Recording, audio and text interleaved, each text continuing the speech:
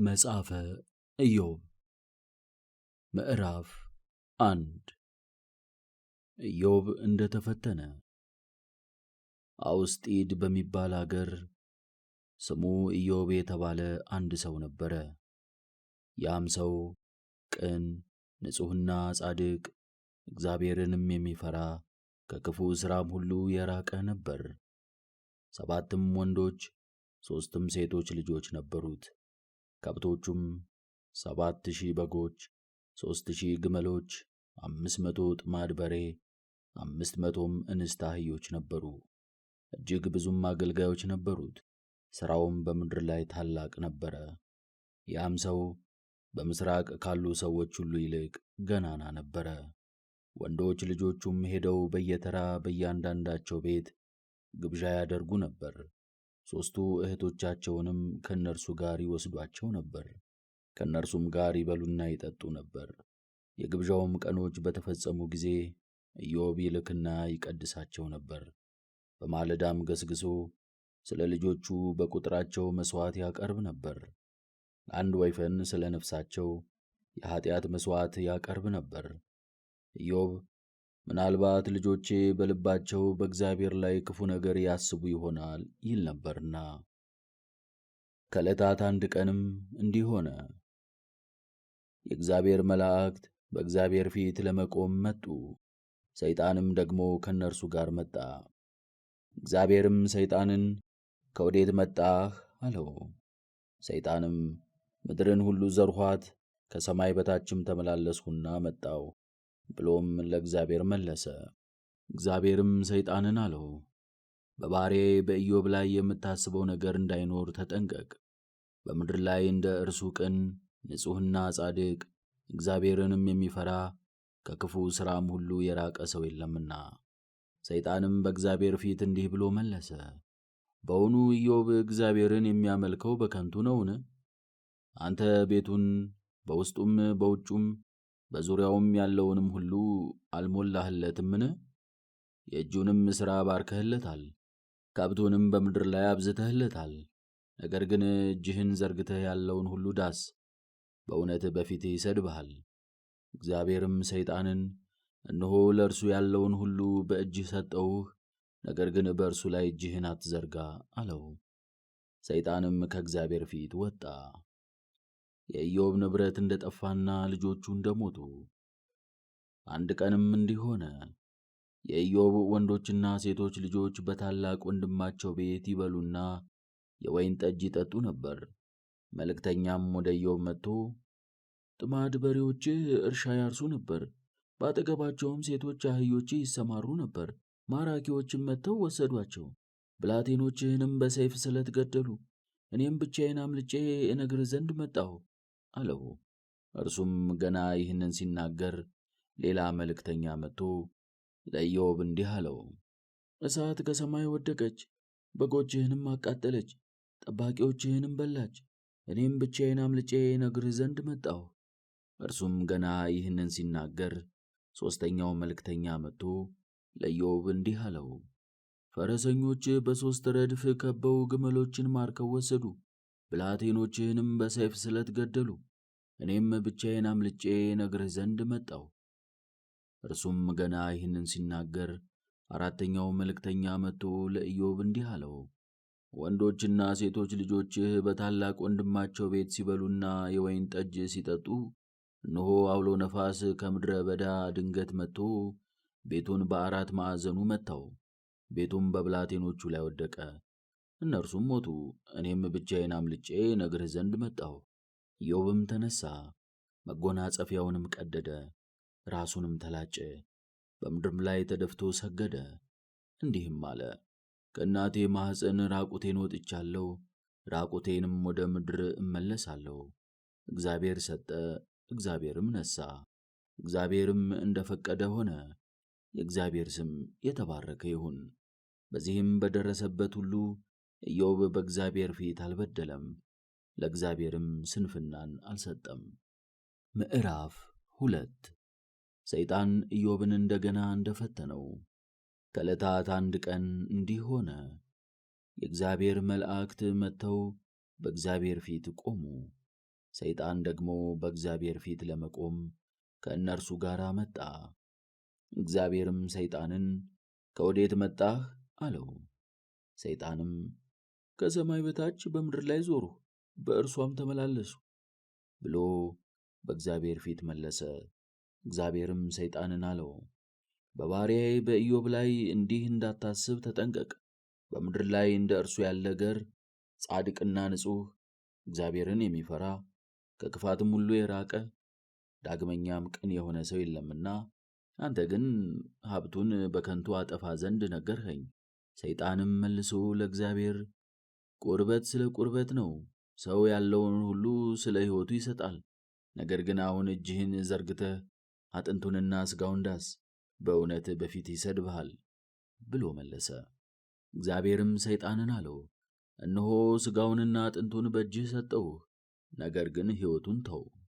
ሰይጣንም ከእግዚአብሔር ፊት ወጣ፣ ኢዮብንም ከእግሩ ጀምሮ እስከ አናቱ ድረስ በክፉ ቁስል መታው። ቁስሉንም ያክበት ዘንድ ገል ወሰደ። ከከተማም ወጥቶ በአመድ ላይ ተቀመጠ። ብዙ ወራትም ካለፈ በኋላ ሚስቱ እንዲህ አለችው፣ እስከ መቼ ትታገሳለህ? ዳግመኛም እግዚአብሔርን ጥቂት ወራት ደጅ ጠናዋለሁ፣ ዳግመኛም መከራውን እታገሰዋለሁ፣ የቀድሞ ኑሮዬንም ተስፋ አደርገዋለሁ ትላለህን? እንደዚህስ እንዳትል ከዚህ ዓለም እነሆ ስም አጠራርህ ጠፋ፣ ወንዶችና ሴቶች ልጆቼም ሞቱ፣ ማኅፀኔም በምጥ ተጨነቀ፣ በከንቱም ደከምኩ። አንተም በመግልና በትል ትኖራለህ፣ ሌሊቱንም ሁሉ ትዛብራለህ። እኔ ግን እየዞርሁ እቀላውጣለሁ፣ ከአንዱ መንደር ወደ አንዱ መንደር፣ ከአንዱ ቤትም ወደ አንዱ ቤት እሄዳለሁ። ከድካሜና በእኔ ላይ ካለ ችግሬም አርፍ ዘንድ ፀሐይ እስኪገባ ድረስ እጠብቃለሁ። ነገር ግን አሁን እግዚአብሔርን ስደብና ሙት። እርሱ ግን ወደ እርሷ ተመለከተና እንዲህ አላት፣ አንቺ ከሰነፎች ሴቶች እንደ አንዲቱ ተናገርሽ። ከእግዚአብሔር እጅ መልካሙን ተቀበልን፣ ክፉውን ነገርስ አንታገስምን? በዚህ በደረሰበት ሁሉ ኢዮብ በእግዚአብሔር ፊት በከንፈሩ አልበደለም። ወዳጆቹ ኢዮብን ሊጎበኙት እንደመጡ፣ ሦስቱም የኢዮብ ወዳጆች ይህንን የደረሰበትን ክፉ ነገር ሁሉ ሰምተው ከየሀገራቸው ወደ እርሱ መጡ። እርሱም ቴማናዊው ንጉሥ ኤልፋዝ፣ አውኬናዊው መስፍን በልዳዶስ፣ አሜናዊው ንጉሥ ሶፋር ነበሩ። እነርሱም ሊጎበኙትና ሊያጽናኑት በአንድነት ወደ እርሱ መጡ። ከሩቅም ሆነው ባዩት ጊዜ አላወቁትም። በታላቅ ድምፅም ጮኸው አለቀሱ፣ መጎናጸፊያቸውን ቀደዱ፣ በራሳቸውም ላይ ትቢያ ነሰነሱ። 7 ቀንና 7 ሌሊትም ባጠገቡ ተቀመጡ። ሕማሙ እጅግ አስፈሪና ታላቅ እንደነበረ አይተዋልና ከእነርሱ አንድ ቃል የሚናገረው አልነበረም። ምዕራፍ 3 ኢዮብ የተወለደበትን ቀን እንደረገመ። ከዚያም በኋላ ኢዮብ አፉን ከፈተ፣ የተወለደባትንም ቀን ረገመ፣ እንዲህም አለ፣ ያቺ የተወለድሁባት ቀን ትጥፋ፣ ያችም ወንድ ልጅ ነው ያሉባት ሌሊት፣ ያቺ ቀን ጨለማ ትሁን። እግዚአብሔር ከላይ አይመልከታት፣ ብርሃንም አይብራባት። ጨለማና የሞት ጥላ ያግኟት፣ ጭጋግም ይምጣባት። ያቺ ቀንም የተረገመች ትሁን፣ ያችም ሌሊት ጨለማ ይምጣባት። በዓመቱ ቀኖች መካከል አትኑር፣ በወሮች ቀኖች ውስጥም ገብታ አትቆጠር። ለዚያም ሌሊት ጭንቅ ይሁን፣ እልልታ ወይም ደስታ አይግባባት። ነገር ግን ሌዮታንን ለመግደል የተዘጋጀ ያችን ቀን የሚረግም ይርገማት። የዚያ ሌሊት ኮከቦች ይጨልሙ፣ ሌሊቱም በጨለማ ይኑር፣ ወደ ብርሃንም አይምጣ። የንጋት ኮከብም ሲወጣ አይ። የእናቴን ማኅፀን ደጅ አልዘጋምና መከራውንም ከዐይኔ አልሰውርምና። በማኅፀን ሳለሁ ስለምን አልሞትሁም? ከሆድስ በወጣሁ ጊዜ ወዲያውኑ ስለምን አልጠፋሁም? ጉልበቶች ስለምን ደገፉኝ? ጡትስ ስለምን ጠባሁ? አሁንም ተኝቼ ዝም ባልሁ ነበር፣ አንቀላፍቼም ባረፍሁ ነበር። በሰይፋቸው ከከበሩ ከምድር ነገሥታትና መካሮች ጋር፣ ወይም ወርቅን ካበዙ ቤታቸውንም ብር ከሞሉ አለቆች ጋር፣ ወይም ከእናቱ ማኅፀን እንደወጣ ጭንጋፍ ብርሃንም እንዳላዩ ሕፃናት በሆንሁ ነበር። ኃጥአን በዚያ በቁጣው መቅሰፍት ይቃጠላሉ፣ በዚያም በሥጋቸው የተጨነቁት ያርፋሉ። በዚያም የጥንት ዘመን ሰዎች በአንድነት የአስጨናቂውን ድምፅ አይሰሙም። ታናሹና ታላቁ በዚያ አሉ፣ ጌታውን ያገለገለ ባሪያም በዚያ አለ። በመራራነት ላሉት ብርሃን፣ በነፍስ ለተጨነቁትም ሕይወት። የተሰወረ ሀብትን ከሚቆፍሩ ይልቅ ሞትን ለሚመኙ ለማያገኙትም፣ ባገኙትም ጊዜ ደስ ለሚላቸው ሕይወት ስለምን ተሰጠ? ሞት ለሰው ዕረፍቱ ነው፣ እግዚአብሔርም ከእርሱ ከለከለው። ከአዝመራዬ በፊት ለቅሶዬ ወጥቶአልና ስለ ደረሰብኝም አስፈሪ ነገር ሁልጊዜ አለቅሳለሁ። የተጠራጠርሁት ነገር መጥቶብኛልና ያሰብሁትም ደርሶብኛል። ተዘልዬ አልተቀመጥሁም፣ ጸጥታም አላገኘሁም፣ አላረፍሁምም። ነገር ግን መከራ ደረሰችብኝ። ምዕራፍ 4 የኤልፋዝ ንግግር። ቴማናዊውም ኤልፋዝ መለሰ እንዲህም አለ፣ በመከራ ሳለህ ነገር አታብዛ። የነገር ብዛት ምን ይጠቅምሃል? እነሆ አንተ ብዙዎችን ታስተምር ነበር፣ የደከሙትንም እጆች ታበረታ ነበር። በቃልህ በሽተኞችን ታስነሳ ነበር፣ የሚብረከረከውንም ጉልበት ታጸና ነበር። አሁን ግን ሕማም በአንተ ላይ መጥቶ ዳሰሰህ፣ አንተም ተቸገርህ። ጥንቱን ፍርሃትህ ተስፋህም የመንገድህም ጠማማነት ስንፍና አይደለምን? እባክህ አታስብ። ንጹሕ ሆኖ የጠፋ ማን ነው? ከጻድቃንስ የተደመሰሰ ማን ነው?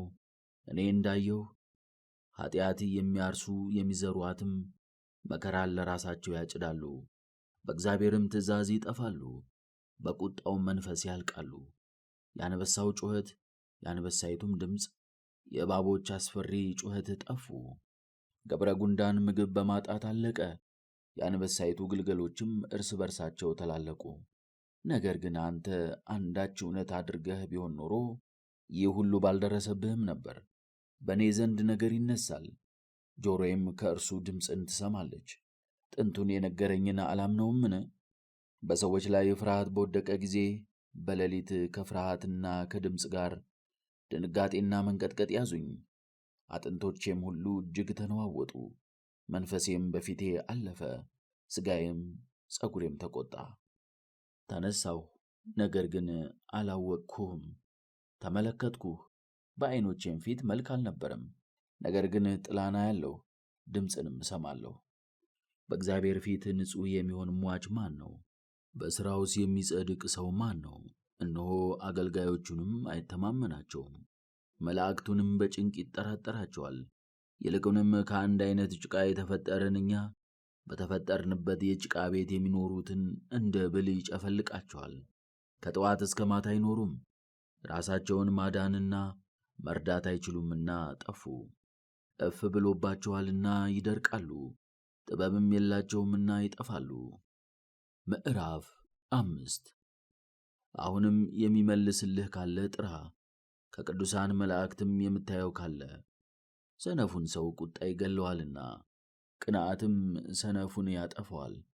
ሰነፎችን ስር ሰደው አየኋቸው፣ በድንገትም መኖሪያቸው ጠፋች። ልጆቻቸው ከደህንነት ርቀዋል፣ በበርም ውስጥ ይቀጠቅጧቸዋል፣ መከራም ያጸኑባቸዋል፣ የሚታደጋቸውም የለም። እነርሱ የሰበሰቡትንም ጻድቃን ይበሉታል። እነርሱን ግን ክፋት ተጋቷቸው፣ ኃይላቸውም ይደክማል። ችግር ከምድር አይወጣምና መከራም ከተራሮች አይበቅልምና። የአሞራ ግልገሎች ግን ወደ ላይ የበረሩ ከፍ እንዲሉ ሰው እንዲሁ ለድካም ተወልዷል። ነገር ግን እግዚአብሔርን እለምነው ነበር፣ የሁሉ ጌታ እግዚአብሔርንም እጠራው ነበር። እርሱ የማይመረምረው ታላቅ ነገርና የማይቆጠረውን የከበረና ድንቅ ነገር ያደርጋል።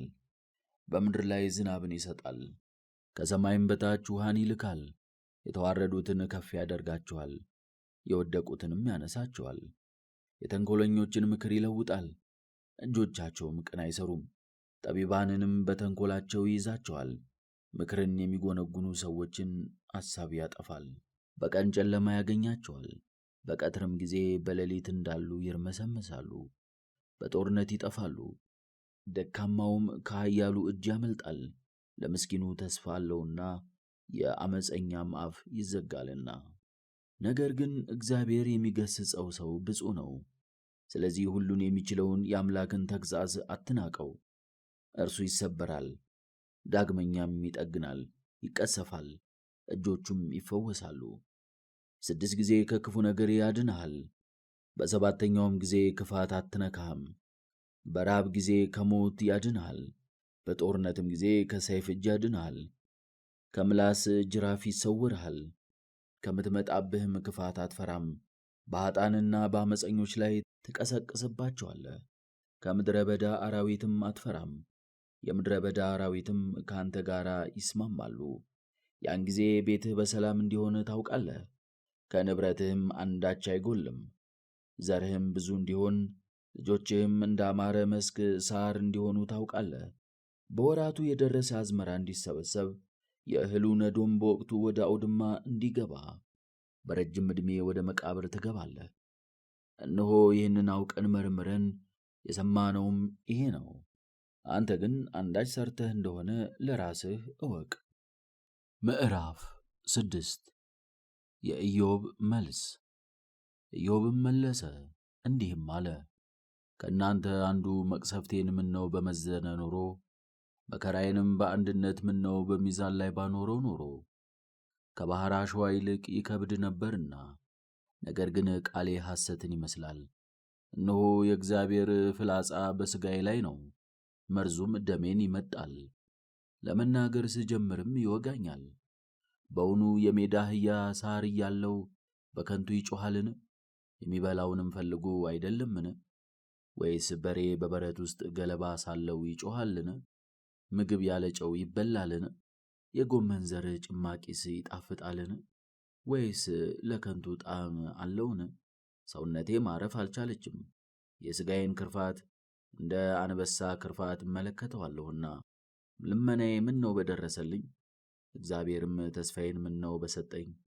እግዚአብሔርም ያቆስለኝ ዘንድ ጀመረ፣ ነገር ግን እስከ መጨረሻው አላጠፋኝም። መቃብሬ በግንቡ የምመላለስበት ከተማዬ ይሁን፣ ከእነርሱም ፈቀቅ አልልም። የአምላኬን ቅዱስ ቃል አልካድሁምና። እታገስ ዘንድ ጉልበቴ ምንድን ነው? ነፍሴም ትጽናና ዘንድ ዘመኔ ምንድን ነው? ጉልበቴ ድንጋይ ጉልበት ነውን? በውኑ ሥጋዬስ እንደ ናስ ነውን? በእርሱ የታመንሁ አይደለሁምን? ረድኤቱ ከእኔ ለምን ራቀ? ምሕረቱ ቸል አለኝ። እግዚአብሔር አልጎበኘኝም፣ አልተመለከተኝም። ወንድሞቼም እንደ ደረቀ ወንዝ እንዳለፈ ማዕበልም አላወቁኝም። ያከብሩኝ የነበሩ እነዚያ አሁን እንደ በረዶና እንደ ረጋ አመድ ሆኑብኝ። ወደ ሙቀት ሲቀርብ በቀለጠ ጊዜ ምን እንደነበረ አይታወቅም። እንደዚሁም እኔ ከሁሉ ተለይቼ ጠፋሁ፣ ከቤቴም ወጥቼ የተጣልሁ ሆንሁ። የቴሜናውያንን መንገዶች፣ የሳባውያንን ክፋትና ቸልተኝነት ተመለከትሁ። በከተሞችና በገንዘቦች የሚታመኑ ያፍራሉ። አሁንም እናንተ ያለ ምሕረት መጣችሁ፣ ቁስሌንም አይታችሁ ፈራችሁ። ለምን? በውኑ ከእናንተ አንዳች ነገር ጠየቅኩን? ወይስ ከእናንተ ኃይልን ተመኘሁኝ? ወይስ ከጠላቶች እጅ ታስጥሉኝ ዘንድ ከኃይለኞችም እጅ ታድኑኝ ዘንድ? አስተምሩኝ፣ እኔም አዳምጣችኋለሁ። የተሳሳትኩትም ካለ አስረዱኝ። የእውነተኛ ሰው ቃል ሐሰትን ይመስላል። ከእናንተ ዘንድ ኃይልን የምጠይቅ አይደለምን?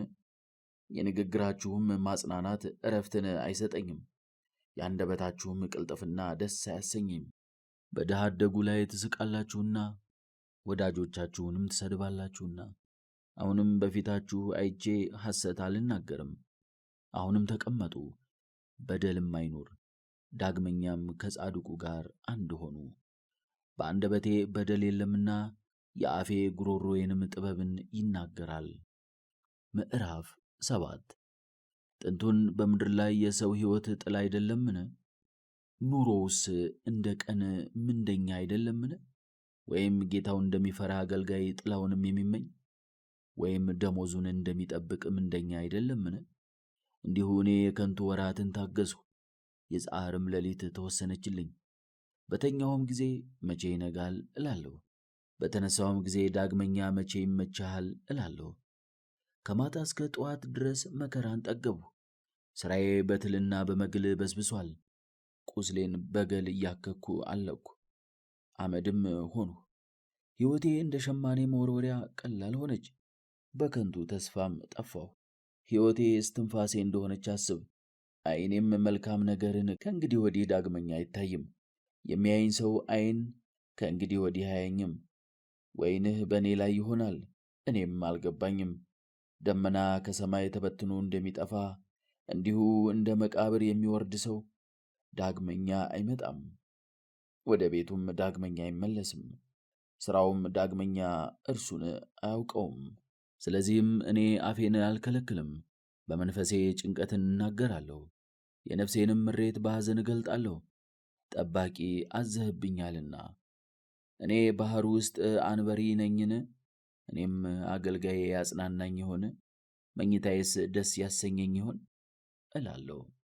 አንተም በሕልም ታስፈራራኛለህ፣ በራእይም ታስደነግጠኛለህ። ሕይወትን ከመንፈሴ ትለያለህ፣ አጥንቶቼንም ከሞት ትጠብቃለህ። እንድታገስ ለዘላለም እኖራለሁን? ሕይወቴ ከንቱ ነውና ከኔ ራቅ። ሰው ምንድን ነው ከፍ ከፍ ታደርገው ዘንድ ልቦናውንም ትጎበኘው ዘንድ? ማለዳ ማለዳስ ትጎበኘው ዘንድ በዕረፍቱም ትፈርድለት ዘንድ የምታስፈራኝ እስከ መቼ ነው?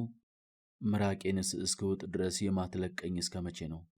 የሰውን ልብ የምታውቅ ሆይ በድዬስ እንደሆነ እንግዲህ ምን ላደርግ እችላለሁ?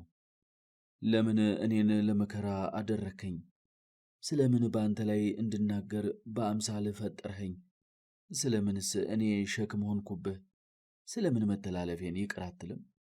ኃጢአቴንስ ስለምን አታነጻም? አሁን በምድር ውስጥ እተኛለሁ፣ በማለዳም አልነቃም። ምዕራፍ 8 የበልዶዳስ ንግግር። አውኪናዊው በልዶዳስ መለሰ እንዲህም አለ፣ እስከ መቼ ይህንን ነገር ትናገራለህ? ወይስ ነገርን የማብዛት መንፈስ በአፍህ አለን? በውኑ እግዚአብሔር በአመፅ ይፈርዳልን? ሁሉን የፈጠረ አምላክ ጽድቅን ያጣማልን? ልጆችህ በፊት በድለው እንደሆነ እርሱ በበደላቸው እጅ ጥሎላቸዋል። አንተ ግን ወደ እግዚአብሔር ገስግስ፣ ሁሉን ወደሚችለው አምላክ ጸልይ። ንጹሕና ጻድቅ ብትሆን ልመናህም ፈጥኖ ይሰማል፣ የጽድቅህንም ብድራት ፈጽሞ ይሰጥሃል። ጅማሬም ታናሽ ቢሆንም እንኳ ፍጻሜ ቁጥር አይኖረውም። ስለዚህ የቀደመውን ትውልድ ጠይቅ፣ አባቶችህንም በየወገናቸው በትጋት መርምር። እኛ የትናንት ብቻ ነን፣ ምንም አናውቅም።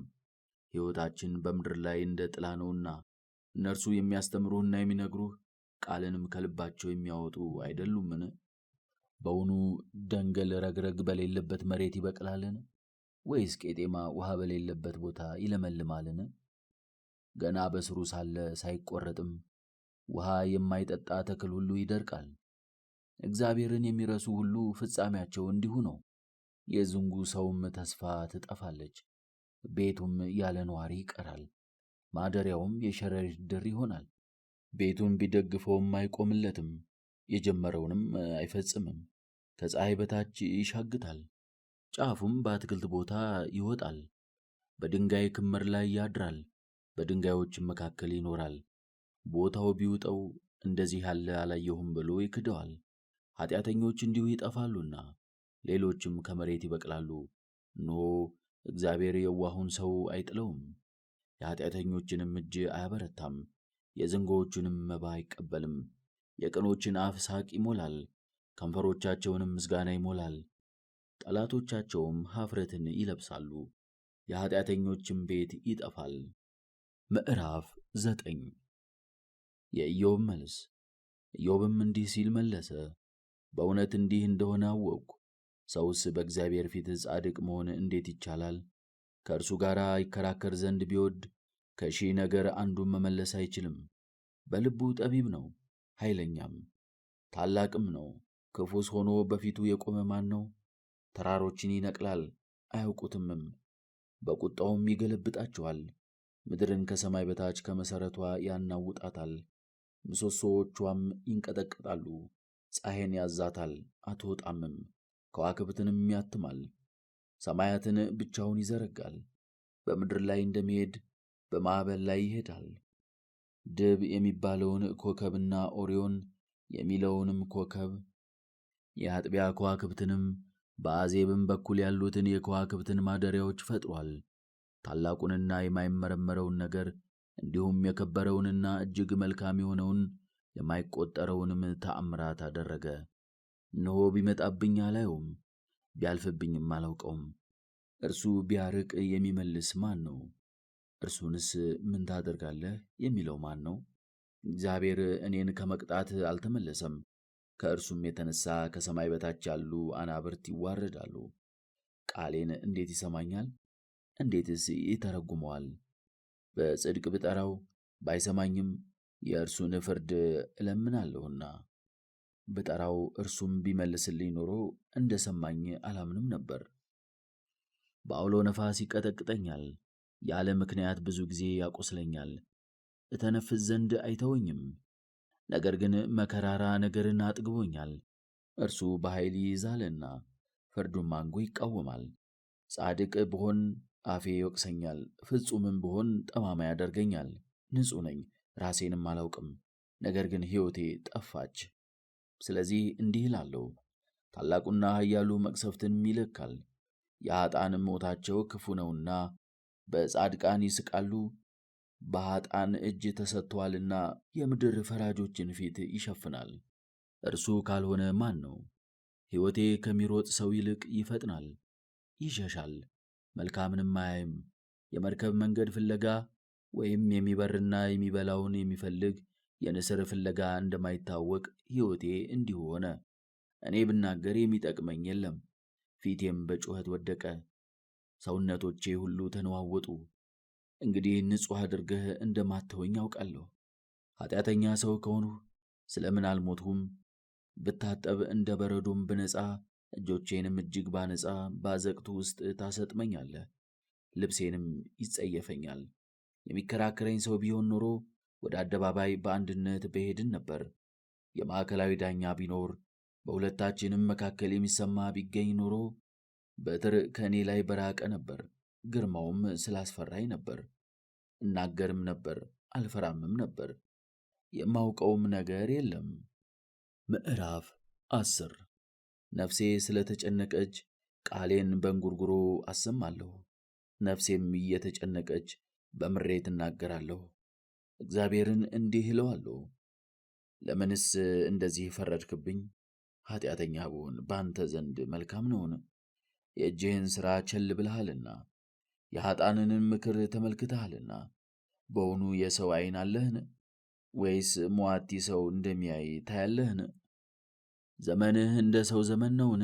ወይስ ዓመታትህ እንደ ሰው ዓመታት ናቸው? ክፋቴን ትፈላልግ ዘንድ ኃጢአቴንም ትመረምር ዘንድ ከዚህ በላይ በደለኛ እንዳልሆንሁ አንተ ታውቃለህ። ነገር ግን ከእጅህ የሚያመልጥ ማን ነው? እጆችህ ፈጠሩኝ ሰሩኝም። ከዚህም በኋላ ዞረህ መጣህልኝ። ከጭቃ እንደ ፈጠርኸኝ አስብ፣ ዳግመኛም ወደ ትቢያ ትመልሰኛለህ። በውኑ እንደ ወተት አላስፈሰስኸኝምን? እንደ እርጎ አላረጋኸኝምን?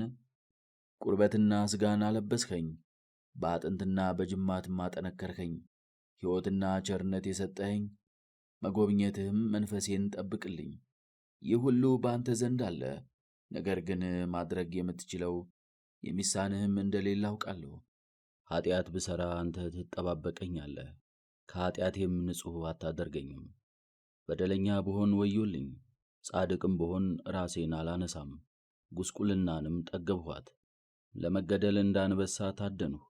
ተመልሰህም ፈጽመህ ታጠፋኛለህ፣ ዳግመኛም ከጥንት ጀምሮ ትመረምረኛለህ። ታላቅ መቅሰፍትን አመጣህብኝ፣ ፈተናዎችንም ላክብኝ። ስለምን ከማኅፀን አወጣኸኝ? ዓይንም ሳያየኝ ለምን አልሞትሁም? እንዳልነበረስ ለምን አልሆንሁም? ከማኅፀንም ወደ መቃብር ለምን አልወረድሁም? የሕይወቴ ዘመን አጭር አይደለምን? ጥቂት አርፍ ዘንድ ተወኝ፣ ወደ ማልመለስበት ስፍራ፣ ወደ ጨለማና ወደ ጭጋግ ምድር፣ የዘላለም ጨለማም ወዳለባት ብርሃንም ወደሌለባት ማንም የሟችን ሕይወት ወደ ማያይባት ምድር ሳልሄድ ጥቂት አርፍ ዘንድ ተወኝ። ምዕራፍ 11 የሶፋር ንግግር። አሜናዊው ሶፋር መለሰ እንዲህም አለ፣ ብዙ እንደምትናገር እንዲሁ መስማት አለብህ። ወይንስ በንግግርህ ብዛት ጻድቅ የምትሆን ይመስልሃልን? ከሴቶች የሚወለድ ዘመኑ ጥቂት የሆነ ብሩክ ነው። ንግግር አታብዛ፣ የሚከራከርህ የለምና። አንተ በሥራዬ ንጹሕ ነኝ፣ በፊቱም ጻድቅ ነኝ አትበል። ምነው እግዚአብሔር ቢናገርህ፣ በአንተም ላይ ከንፈሩን ቢከፍት፣ የጥበቡን ኃይል ቢገልጥልህ፣ በአንተ ላይ ያለው እጥፍ ነውና። ያን ጊዜም ከእግዚአብሔር ዘንድ በበደልህ ያገኘህ ትክክል እንደሆነ ታውቃለህ። የእግዚአብሔርን ፍለጋ ልትመረምር ትችላለህን? ወይስ ሁሉን የሚችል አምላክ ወደ ፈጠረው ፍጥረት ፍጻሜ ትደርሳለህን? ሰማይ ከፍ ያለ ነው፣ ምን ልታደርግ ትችላለህ? ከሲኦልም ይልቅ የጠለቁ ነገሮች አሉ፣ ምን ታውቃለህ? እርዝመቱ ከምድር ይልቅ ይረዝማል፣ ከባሕርም ይልቅ ይሰፋል። እርሱ ሁሉም ቢገለብጥ ምን አደረግህ የሚለው ማን ነው? እርሱ የኀጣን ሰዎች ሥራን ያውቃል፣ በደልንም ቢያይ ዝም ብሎ አይመለከትም። ይህንንም አስተዋይ ሰው ያስተውላል። ነገር ግን በከንቱ ነገርን የሚፈልግ ሰው ከሴትም የሚወለድ ሟች የሜዳ አህያን ይመስላል። አንተ ልብህን ንጹሕ ብታደርግ፣ እጆችህንም ወደ እርሱ ብትዘረጋ፣ በእጆችህ በደል ቢኖር ካንተ አርቀው፣ በልብህም ኀጢአት አይኑር። በዚያን ጊዜ ፊትህ በንጹሕ ውኃ እንደ ታጠበ ያበራል፣ መተዳደፍህንም ታስወግዳለህ፣ አትፈራምም። መከራህንም እንዳለፈ ማዕበል ትረሳለህ፣ ከእንግዲህም ወዲያ አትደነግጥም። ጸሎትህ እንደ አጥቢያ ኮከብ ይሆናል፣ ሕይወትህም እንደ ቀትር ብርሃን ያበራል። ተስፋህንም ታገኝ ዘንድ ተዘለህ ትቀመጣለህ። ያለ ሐዘንና ጭንቀትም በድህንነት ትኖራለህ። ታርፋለህ፣ የሚዋጋህም የለም። ብዙ ሰዎችም ይመጣሉ፣ ልመናም ያቀርቡልሃል። የኀጣን መድኃኒታቸው ታልቃለች፣ ተስፋቸውንም ያጣሉ፣ የዝንጎች ዐይኖችም ይጠፋሉ። ምዕራፍ 12 የኢዮብ መልስ። ኢዮብም መለሰ እንዲህም አለ፣ በእርግጥ እናንተ ዐይነተኞች ሰዎች ናችሁ፣ ጥበብም በእናንተ ዘንድ ትፈጸማለች። ነገር ግን እኔ ደግሞ እንደ እናንተ ልብ አለኝ። እኔ ከእናንተ የማንስ አይደለሁም። እንደዚህ ያለውን ነገር የሚያውቅ ማን ነው? እግዚአብሔርን የጠራሁ እርሱም የመለሰልኝ እኔ ለባልንጀራው መሳለቂያ እንደሚሆን ሰው ሆኛለሁ። ጻድቁና ንጹሑ ሰው መሳለቂያ ሆኗል። እርሱ በተወሰነው ዕድሜ በሌሎች እንዲወድቅ ቤቱም በኀጣን እንዲፈርስ ተዘጋጅቷል። ነገር ግን ማንም ክፉ ሆኖ ንጹሕ እንደሚሆን አይመን። እግዚአብሔርን የሚያስቆጥቱን ሰዎች እርሱ የሚመረምራቸው አይደለምን? አሁን ግን እንስሶችን ጠይቅ ያስተምሩህማል፣ የሰማይንም ወፎች ጠይቅ ይነግሩህማል። ለምድር ንገራት እርሷም ትተረጉምልሃለች፣ የባሕርም ዓሣዎች ያስረዱሃል። የእግዚአብሔር እጅ ይህን ሁሉ እንዳደረገ ከእነዚህም ሁሉ የማያውቅ ማን ነው? የሕያዋን ሁሉ ነፍስ የሰውም ሁሉ መንፈስ በእጁ ናትና። ጆሮ ነገርን የሚለይ አይደለምን? ጉሮሮስ መብልን የሚቀምስ አይደለምን? በረጅም ዘመን ጥበብ፣ በመኖር ብዛት ዕውቀት ይገኛል። በእግዚአብሔር ዘንድ ጥበብና ኃይል አለ፣ ለእርሱ ምክርና ማስተዋል አለው። እነሆ እርሱ ቢያፈርስ ማን ይሠራል? በሰውም ላይ ቢዘጋበት ማን ይከፍታል? እነሆ ዝናብን ከሰማይ ቢከለክል ምድርን ያደርቃታል። እንደገና ቢተዋትም ትጠፋለች፣ ትገለበጣለችም። ኃይልና ብርታት በእርሱ ዘንድ ናቸው፣ ዕውቀትና ማስተዋልም ለእርሱ ናቸው። መካሮችንም እንዲማረኩ ያደርጋቸዋል፣ የምድር ፈራጆችንም አላዋቆች ያደርጋቸዋል። ነገሥታትንም በዙፋን ያስቀምጣቸዋል፣ ወገባቸውንም በኃይል መታጠቂያ ያስታጥቃቸዋል። ካህናተ ጣዖትን እንዲማረኩ ያደርጋቸዋል፣ የምድር ኃያላንንም ይገለብጣቸዋል። ከታመኑ ሰዎችም ቋንቋን ይለውጣል፣ የሽማግሌዎችንም ምክር ያውቃል። በአለቆች ላይ ውርደትን ያመጣል፣ ትሑታንንም ያድናቸዋል። ጥልቅ ነገርን ከጨለማ ይገልጣል፣ የሞትንም ጥላ ወደ ብርሃን ያወጣል። አሕዛብን ያቅበዘብዛቸዋል ያጠፋቸዋልም፣ አሕዛብንም ይገለብጣቸዋል ያፈልሳቸዋልም። የምድር አለቆች ማስተዋልን ይለውጣል፣ በማያውቁት መንገድም ያቅበዘብዛቸዋል። ብርሃንም ሳይኖር በጨለማ ይርመሰመሳሉ፣ እንደ ሰካራምም ይፍገመገማሉ። ምዕራፍ 13 እነሆ ይህን ሁሉ ዓይኔ አየች፣ ጆሮዬም ሰማች። እናንተ የምታውቁትን እኔ ደግሞ አውቃለሁ፣ ከእናንተም የምሰንፍ አይደለሁም። ነገር ግን ለእግዚአብሔር እናገራለሁ፣ ከፈቀደም በፊቱ እዋቀሳለሁ። እናንተ ግን የአመፅ ባለመድኃኒቶች፣ ሁላችሁም የክፋት ፈዋሾች ናችሁ። ላዳምጣችሁ አይገባኝም፣ ጥበብ ከእናንተ ጠፍታለችና። አሁን የአፌን ክርክር ስሙ፣ የከንፈሬንም ፍርድ አድምጡ። በውኑ በእግዚአብሔር ፊት የምትናገሩ አይደላችሁምን? በፊቱ ሽንገላን ታወራላችሁን? ከእርሱ ወደ ኋላ ትመለሳላችሁን? እስኪ ራሳችሁ ፍረዱ። እርሱ ቢመረምራችሁ መልካም ነው። ይህን ሁሉ በኃይላችሁ ስታደርጉ ራሳችሁን ከእርሱ ጋር አንድ ታደርጋላችሁና። በስውር ለሰው ፊት ብታዳሉ ዘለፋ ይዘልፋችኋል። ጥንቱን ኃይሉ አያስፈራችሁምን? ግርማስ ከእርሱ ዘንድ አይወድቅባችሁምን? ምሳሌያችሁ እንደ አመድ አላፊ ነው፣ ሥጋችሁም እንደ ትቢያ ነው። ዝም በሉ፣ እናገርም ዘንድ ተውኝ፣ ከቁጣዬም ልረፍ። ሥጋዬን በጥርሴ ይዛለሁ፣ ሕይወቴንም በእጄ አጥብቄ አኖራታለሁ። እነሆ ኃያሉ እጁን በእኔ ላይ ቢጭን እርሱ እንደ ጀመረ እናገራለሁ፣ በፊቱም እዋቀሳለሁ። ዝንጉ ሰው በፊቱ አይገባምና እርሱ መድኃኒት ይሆንልኛል። ነገሬን ስሙ ስሙ፣ እኔ በጆሮአችሁ እነግራችኋለሁና። እነሆ ወደ ፍርዴ ቀርቤአለሁ፣ ጽድቄም እንደምትገለጥ አውቃለሁ። አሁን ፈጽሜ ዝም እል ዘንድ ከእኔ ጋር የሚፋረድ ማን ነው? ነገር ግን ሁለት ነገርን ስጠኝ፣ የዚያን ጊዜ ከፊትህ አልሰወርም። እጅህን ከኔ አርቅ፣ ግርማህም አታስደንግጠኝ።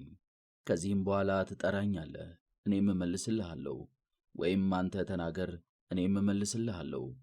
ኃጢአቶችና በደሌ ምን ያህል ናቸው? ምን ያህል እንደሆኑ አስታውቀኝ። ፊትህን ከኔ የሰወርህ እንደ ጠላትህም የቈጠርኸኝ ስለ ምንድን ነው? በነፋስ እንደ ረገፈ ቅጠል ታፍሰኛለህን? ወይስ ነፋስ እንደሚወስደው እብቅ ታሳድደኛለህን? ክፉ ነገርን ፈጽመህብኛልና የልጅነቴንም ኃጢአት ተቈጣጥረህ አስታጥቀኸኛልና። እግሮችንም በድጥ አስነካካልህ፣ ሥራዬንም ሁሉ መርምረሃል። እግሬም በቆመች ጊዜ ተውኸኝ። እኔ እንዳረጀ ረዋት ብልም እንደሚበላው ልብስ ነኝ። ምዕራፍ 14 ከሴት የተወለደ ሟች ሰው የሕይወቱ ዘመን ጥቂት ነው፣ የቁጣ መከራንም የተሞላ ነው። እንደ አበባ ይወጣል ይረግፋልም፣ እንደ ጥላም ያልፋል፣ እርሱም አይኖርም። እንደዚህስ ያለውን ሰው አንተ የምትመረምረው አይደለምን? በፊትህስ እርሱን ወደ ፍርድ ታገባዋለህን? ከርኩሰት የሚነጻ ማን ነው? አንድስ እንኳ የለም። በምድር ላይ አንድ ቀንም እንኳ ቢኖር ወሮቹም በአንተ ዘንድ የተቈጠሩ ናቸው። ዘመኑንም ወስነህ ትሰጠዋለህ፣ እርሱም ከዚያ አያልፍም። እንደ ምንደኛ ሕይወቱን እንደሚጠባበቃት ያርፍ ዘንድ ከእርሱ ዘወር በል። ዛፍ ቢቈረጥ ደግሞ ያቈጠቁጥ ዘንድ ተስፋ አለው፣ ቅርንጫፉም አያልቅም።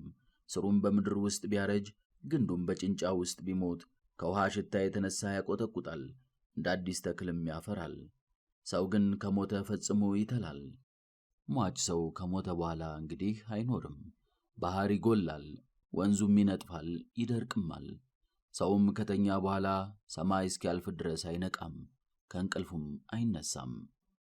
በመቃብር ውስጥ ምነው በጠበቅከኝ ኖሮ፣ ቁጣህ እስኪበርድም ድረስ በሸሸግከኝ ኖሮ፣ እስከምታስበኝም ምነው ቀጠሮ በሰጠኸኝ ኖሮ። ሰው የሕይወቱን ዘመን ፈጽሞ ከሞተ በኋላ በሕይወት የሚኖር ቢሆን ዳግመኛ እስኪወለድ ድረስ በትዕግሥት በተጠባበቅኩህ ነበር። በጠራኸኝም ጊዜ በመለስኩልህ ነበር፣ የእጅህንም ሥራ አትናቀኝ። አሁን ግን ኃጢአቶችን ቈጥረሃል፣ ከበደሌም አንዲቱንስ እንኳ አልረሳህም። መተላለፌን በከረጢት ውስጥ አትመሃል፣ ኃጢአቴንም ለብጠህባታል። ተራራ ሲወድቅ ይጠፋል፣ ዓለቱም ከስፍራው ይፈልሳል። ውኆች ድንጋዮችን ይፍቃሉ፣ ፈሳሾቹም የምድርን አፈር ይወስዳሉ። እንዲሁ አንተ የሰውን ተስፋ ታጠፈዋለህ፣ ለዘላለም ታስወግደዋለህ፣ እርሱም ያልፋል። ፊትህን ትመልስበታለህ፣ እርሱንም ትሰድደዋለህ። ልጆቹ ቢበዙ አያያቸውም፣ ቢያንሱም አያውቃቸውም። ነገር ግን የገዛ ሥጋው በሕማም ይሰቃያል፣ ነፍሱም ታለቅሳለች። ነፍሴን የሚያወጣት ያስጨንቀኛል፣ መቃብርንም እመኛለሁ፣ ግን አላገኘውም። እየለመንሁ ደከምሁ፣ ምንስ አደርጋለሁ? ባዕዳንም ገንዘቤን ሰረቁኝ። ከእኔ ጋር አጋና የሚመታ ማን ነው? ልባቸውንም ከጥበብ ሰውረኸዋል፣ ስለዚህ ከፍ ከፍ አታደርጋቸውም። ለብዝበዛ ባልንጀሮቹን አሳልፎ የሚሰጥ ሰው የልጆቹ ዓይኖች ይጨልማሉ። ለአሕዛብም ምሳሌ አደረግከኝ፣ መሳቂያና መዘባበቻም ሆንኋቸው። ዓይኖች ከእንባ የተነሣ ፈዘዙ፣ ሁሉም እጅግ ተጸየፉኝ። ደስታዬን ተማምኛት ነበር፣ ነገር ግን ጠፋችብኝ። አግባብስ ወደ ኀጥኣን ትመለስ ዘንድ ነው፣ ነገር ግን ወደ መንገዴ እንደምመለስ እተማመናለሁ። እጆችም የነጹ ናቸውና ደስታዬን አገኛታለሁ። ነገር ግን እናንተ ሁሉ ወደዚህ መጥታችሁ ታዩኛላችሁ፣ በእናንተ ዘንድ እውነትን አላገኘሁምና። ዘመኖች በጩኸት አለቁ፣ የልቤ ሥርም ተቈረጠ። ቀኑ ሌሊት ሆነብኝ፣ ከጨለማም የተነሣ ብርሃኑ አጭር ነው። ብዘገይም ሲኦል ቤቴ ናት፣ ምንጣፌም በጨለማ ተነጥፏል።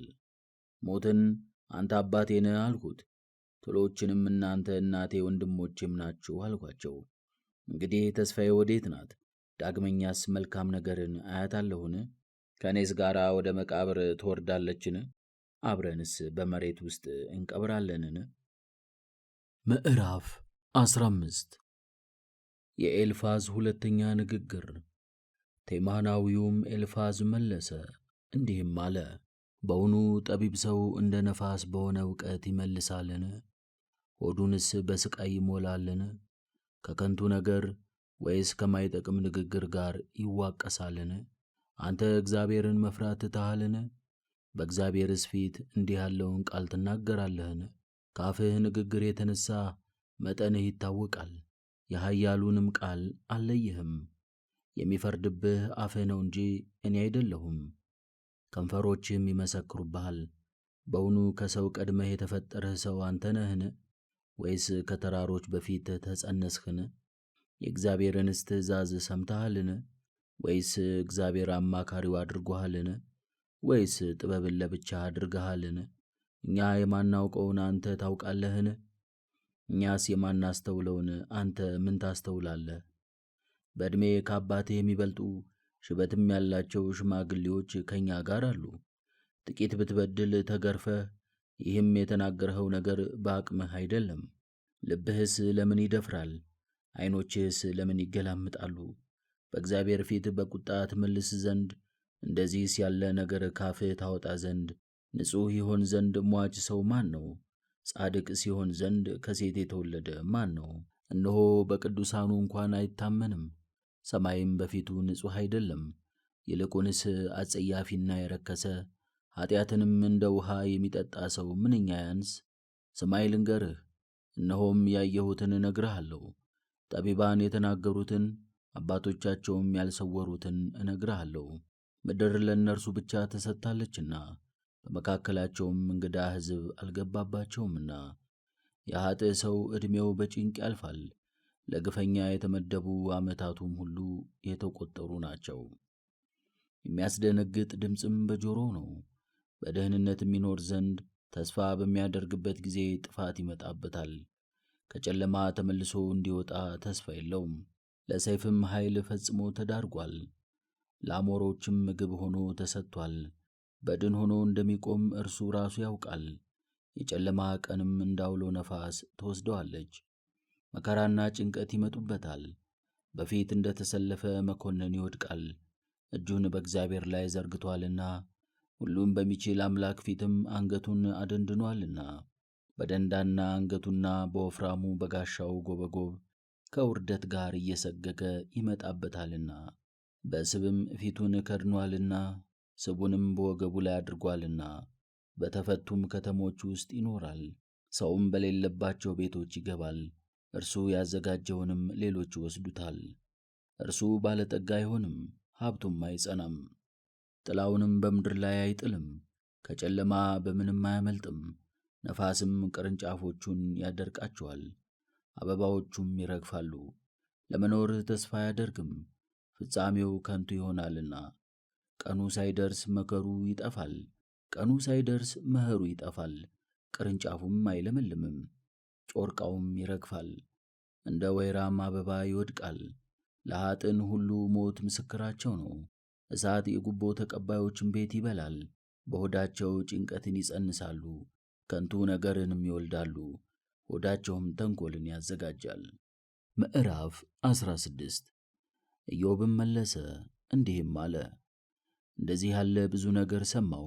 እናንተ ሁላችሁ የምታደክሙ አጽናኞች ናችሁ። የመጣላችሁን ሁሉ ያለ ልክ ትናገራላችሁ። ትከራከሩኝ ዘንድስ ምን አስቸገርኋችሁ? እኔ ደግሞ እናንተ እንደምትናገሩት እናገር ነበር። ነፍሳችሁ በነፍሴ ፋንታ ብትሆን ኖሮ እኔም ነገርን እነግራችሁ ነበር፣ ራሴንም በእናንተ ላይ ነቀንቅ ነበር። በአፌም ኃይል ቢኖረኝ ኖሮ ከንፈሬን ባልገታሁም ነበር፣ የምናገረውንም ባሻሻልሁ ነበር። እኔ ብናገር ቁስሌ አይድንም፣ ዝም ብልም ሕመሜ ይብስብኛል። አሁን ግን የእብድ ቁርጥራጭና ብጥስጣሽ አደረግከኝ። እኔንም መያዝህ ምስክር ሆነችብኝ። ሐሰቴም በእኔ ላይ ተነሳች፣ በፊቴም ተከራከረችብኝ። በቁጣው ጣለኝ፣ ጥርሶቹንም አፏጨብኝ፣ ፍላጻዎቹንም በእኔ ላይ ፈተነ። ዐይኖችን አፍዝዞ ጋረደኝ፣ በተሳለ ጦርም ጉልበቴን ወግቶ ጣለኝ። በአንድነትም ከበቡኝ። እግዚአብሔር ለጠማማ ሰው አሳልፎ ሰጠኝ፣ በክፉዎችም እጅ ጣለኝ። ተዘልዬ ስኖርም ጣለኝ፣ የራስ ጠጉሬን ይዞ ነጨው። እንደ ዓላማም አድርጎ አቆመኝ፣ እንደ ጉበኛም ተመለከተኝ።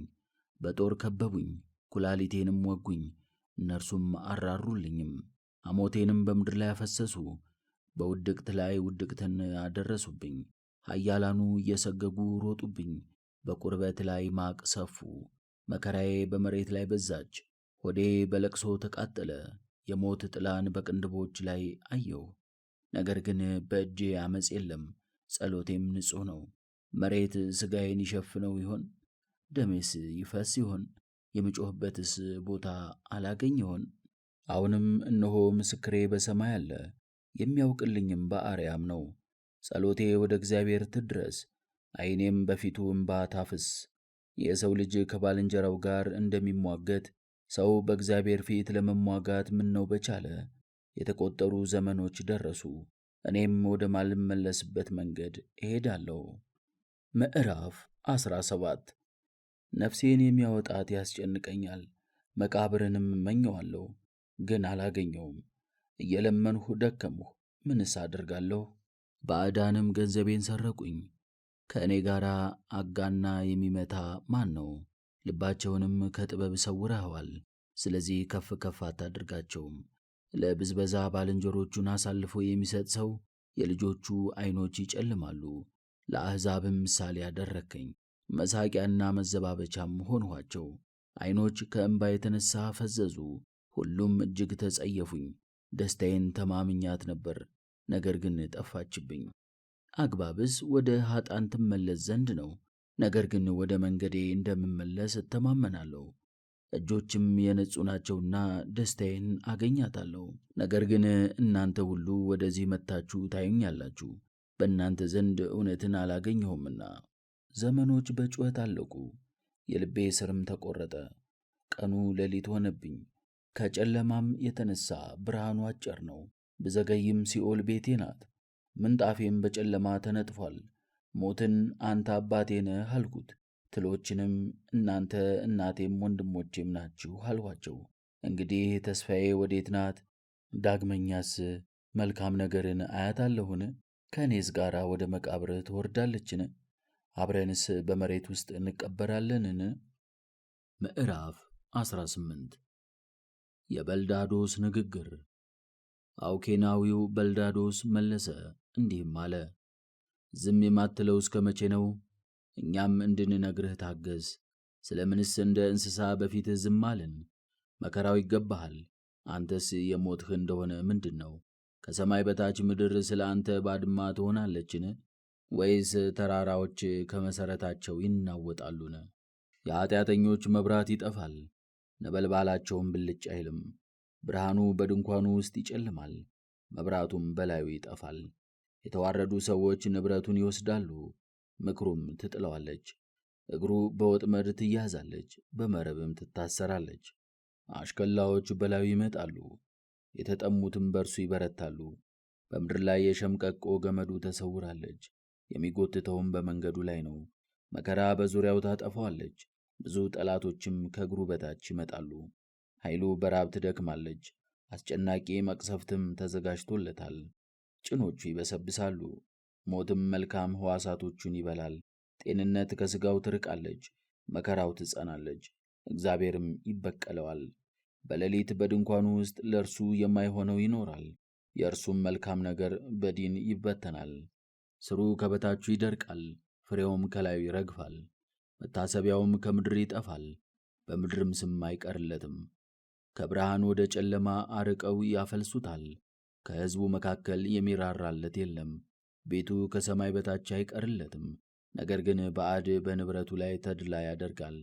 ድሃው በእርሱ ያጉረመርማል፣ ፊተኞቹም ይደነቃሉ። የኀጢአተኞች ቤት እንዲህ ነው፣ እግዚአብሔርንም የማያውቁ ሰዎች ስፍራ ይህ ነው። ምዕራፍ 19 የኢዮብ መልስ። ኢዮብም መለሰ እንዲህም አለ፣ ነፍሴን የምትነዘንዟት በቃላችሁስ የምታደቁኝ እስከ መቼ ነው? ነገር ግን እግዚአብሔር ይህንን እንዳደረገብኝ እወቁ። 10 ጊዜ ትናገሩኛላችሁ፣ ትሰድቡኛላችሁም። በሰውነቴ ላይ በጠላትነት ስትነሱብኝ አታፍሩም። በእውነት እኔ ከበደልሁ ስህተቴ ከእኔ ጋር ትኖራለች። የማላውቀውንም ነገር ተናገርሁ፣ ነገሬም ስንፍና ነው እንጂ በየጊዜው አይደለም። ወዮልኝ! አፋችሁን በእኔ ላይ ከፍ ከፍ ታደርጋላችሁና ትጓደዱብኛላችሁ፣ ትዘልፉኝም አላችሁ። እንግዲህ እግዚአብሔር እንዳወከኝ መዓቱንም በእኔ ላይ እንዳበዛ እወቁ። እነሆ በዘለፋ እደክማለሁ፣ አልናገርምም፣ አሰምቼም እጮኻለሁ። ነገር ግን ፍርድ የለኝም። በዙሪያዬ ታጥሯል፣ መተላለፊያም የለኝም። በፊቴም ጨለማን ጋርዶበታል። ክብሬን ገፈፈኝ፣ ዘውዴንም ከራሴ ላይ ወሰደ። በዚህና በዚያ አፈረሰኝ፣ እኔም ሄድሁ። ተስፋዬንም እንደ ዛፍ ቈረጠው። በታላቅ ቁጣም ያዘኝ፣ እንደ ጠላትም ቈጠረኝ። ሰራዊቱ አብረው በእኔ ላይ መጡ፣ የሚሸምቁብኝም መንገዴን ከበቡ። ወንድሞች ተለዩኝ፣ ከእኔ ይልቅ ባዕዳንን ወደዱ። ጓደኞችም አላዘኑልኝም፣ ዘመዶች አልተረዱኝም። ስሜንም የሚያውቁ ረሱኝ። ቤተሰቦችና ሴቶች አገልጋዮች ሊያዩኝ አልፈቀዱም፣ እንደ መጻተኛም አስመሰሉኝ። አገልጋዮችን እጠራቸዋለሁ፣ እነርሱ ግን ቸል ይሉኛል። በአፌም እለማመጣቸዋለሁ፣ ሚስቴን እለማመጣታለሁ፣ እርሷ ግን ትጠቃቀስብኛለች። የቤተሰቤንም ልጆች ፈጽሜ አቆላምጣቸዋለሁ። ለዘላለም ተስፋ ቈረጡብኝ። ብነሣም በእኔ ላይ ሐሜት ይናገራሉ። ያዩኝ ሁሉ ተጸየፉኝ፣ እኔ የምወዳቸውም በላዬ ተነሱ። ቁርበቴ ከሥጋዬ ጋር ይበጣጠሳል፣ አጥንቶቼም ይፋጩብኛል። እናንተ ወዳጆቼ ሆይ ማሩኝ፣ ማሩኝ፣ የእግዚአብሔር እጅ ዳሳኛለችና። ስለ ምን እናንተ እንደ እግዚአብሔር ታሳድዱኛላችሁ? ከሥጋዬስ ስለ ምን አትጠግቡም? ቃሌን ማን በጻፈው? ማንስ በመጽሐፍ ውስጥ ለዘላለም ባተመው? ማን በብረት ብዕርና በእርሳስ በዓለት ላይ በቀረጸው? እኔን ግን የሚቤዠኝ ሕያው እንደሆነ በመጨረሻም ዘመን በምድር ላይ እንዲቆም ይህ ቁርበቴም ከጠፋ በኋላ በዚያ ጊዜ ከሥጋዬ ተለይቼ እግዚአብሔርን እንዳይ አውቃለሁ። እኔ ራሴ አየዋለሁ፣ ዐይኖቼም ይመለከቱታል። ከእኔም ሌላ አይደለም፣ ሁሉም በብብቴ ተፈጸመ። በፊቱ ምን እንናገራለን? የነገሩ ሥርም በእርሱ ዘንድ ተገኝቶአል ብትሉ እናንተ ሐሳርን ፍሯት። ቁጣ በኃጥአን ላይ ይመጣልና ያን ጊዜም ክፋታቸው ከየት እንደሆነ ያውቃሉ። ምዕራፍ 20 የሶፋር ሁለተኛ ንግግር። አሜናዊውም ሶፋር መለሰ እንዲህም አለ፣ እንደዚህ እንደምትመለስ አልጠረጠርሁም ነበር። በእውቀትም ከኔ አትሻልም። የትምህርቴን ጥበብ ልንገርህ፣ ስማኝ። የማስተዋሌ መንፈስ ይመልስልኛል። ሰው በምድር ላይ ከተፈጠረ ከድሮ ዘመን ጀምሮ በአንተስ ዘመን እንደዚህ ያለ ነገር ታውቃለህን? የኀጢአተኞች ደስታ ታላቅ ሰልፍ ነው፣ የዝንጎዎችም ደስታ ጥፋት ነው። መባው ወደ ሰማይ ቢወጣ መሥዋዕቱም እስከ ደመና ቢደርስ እነሆ ተደላድያለሁ በሚልበት ጊዜ ለዘላለም ይጠፋል። የሚያውቁትም ወዴት ነው ይላሉ። እንደ ሕልም ይበራል፣ እርሱም አይገኝም። ሲነጋም እንደማይታወቅ እንደ ሌሊት ራእይ ይሰደዳል። ዓይን አየችው፣ ነገር ግን ዳግመኛ አታየውም፣ ስፍራውንም ከእንግዲህ ወዲህ አያውቀውም። የተዋረዱ ሰዎች ልጆቹን ያጠፋሉ፣ እጆቹም የሐዘን እሳትን ያቀጣጥላሉ። ጭንቀት በአጥንቶቹ ሞልቷል፣ ነገር ግን ሕማሙ ከእርሱ ጋር በመሬት ውስጥ ይተኛል። ክፋት በአፉ ውስጥ ብትጣፍጠው ከምላሱም በታች ቢሰውራት ቢጠብቃትም ባይተዋትም በጉሮሮም መካከል ቢይዛት መብሉ በአንጀቱ ውስጥ ይገለበጣል። ፈጽሞ ራሱን መርዳት አይችልም። የፉኝትም መርዝ ከከንፈሩ በታች አለ። በአመፅ የሚሰበሰብ ሀብትም ይጠፋል። የሞት መልአክም ከቤቱ ውስጥ እያዳፋ ያወጣዋል። የእባብን መርዝ ይጠባል፣ የፉኝትም ምላስ ይገለዋል። የመንጋዎቹንም ጥጆች የማሩንና የቅቤውንም ፈሳሽ አይመለከትም። ለማይቀምሰው ለማይታኘክና ለማይዋጥ ሀብት በከንቱ ይደክማል። የደካሞችን ቤቶች አፍርሷልና ያልሰራውንም ቤት በዝብዟልና ለንብረቱ ጥበቃ የለውም፣ የወደደውንም ነገር አያገኝም። ለሀብቱ ትርፍ የለውም፣ ስለዚህ በረከቱ አትከናወንለትም። በጠገበ ጊዜ ይጨነቃል፣ መከራም ሁሉ ያገኘዋል። ሆዱም ቢያጠግብ የመዓት መቅሰፍት ይጨመርበታል፣ የሕማሙም ሥቃይ ይጸናበታል። ከሰይፍም ኃይል አያመልጥም፣ የናስም ቀስት ይወጋዋል። ቀስቱም በሥጋው ውስጥ ያልፋል፣ ክፉም ነገር በሰውነቱ ይመላለሳል። ፍርሃትም ይወድቅበታል፣ ጨለማ ሁሉ ይጠብቀዋል። እፍ የማይባል እሳትም ይበለዋል፣ እንግዳም ቤቱን ያጠቀዋል። ሰማይ ኀጢአቱን ይገልጥበታል፣ ምድርም በእርሱ ላይ ትነሳለች። ጥፋትም ቤቱን ወደ ፍጻሜ ያመጣታል፣ የቁጣ ቀንም ትመጣበታለች። ከእግዚአብሔር ዘንድ የኀጢአተኛ ሰው ዕድል ፋንታው ከሚያየው ከፈጣሪውም የተመደበ ርስቱ ይህ ነው። ምዕራፍ 21 የኢዮብ መልስ። ኢዮብም መለሰ እንዲህም አለ፣ እኛ አጽናና ነው እንዳትሉኝ ስሙ፣ ቃሌንም ስሙ። እናገር ዘንድ ዝም በሉ፣ ከተናገርሁ በኋላ ትስቁብኛላችሁና። ሰው የሚዘልፈኝ አይደለም፣ ስለምንስ አልቆጣም? ወደ እኔ ተመልከቱ ተደነቁም፣ እጃችሁንም በጉንጫችሁ ላይ አኑሩ። እኔ ባሰብኩ ቁጥር እጨነቃለሁ፣ ጻርም ሥጋዬን ይይዛል። ስለምን ኀጢአተኞች በሕይወት ይኖራሉ? ባለጠግነትስ ስለምን ያረጃሉ?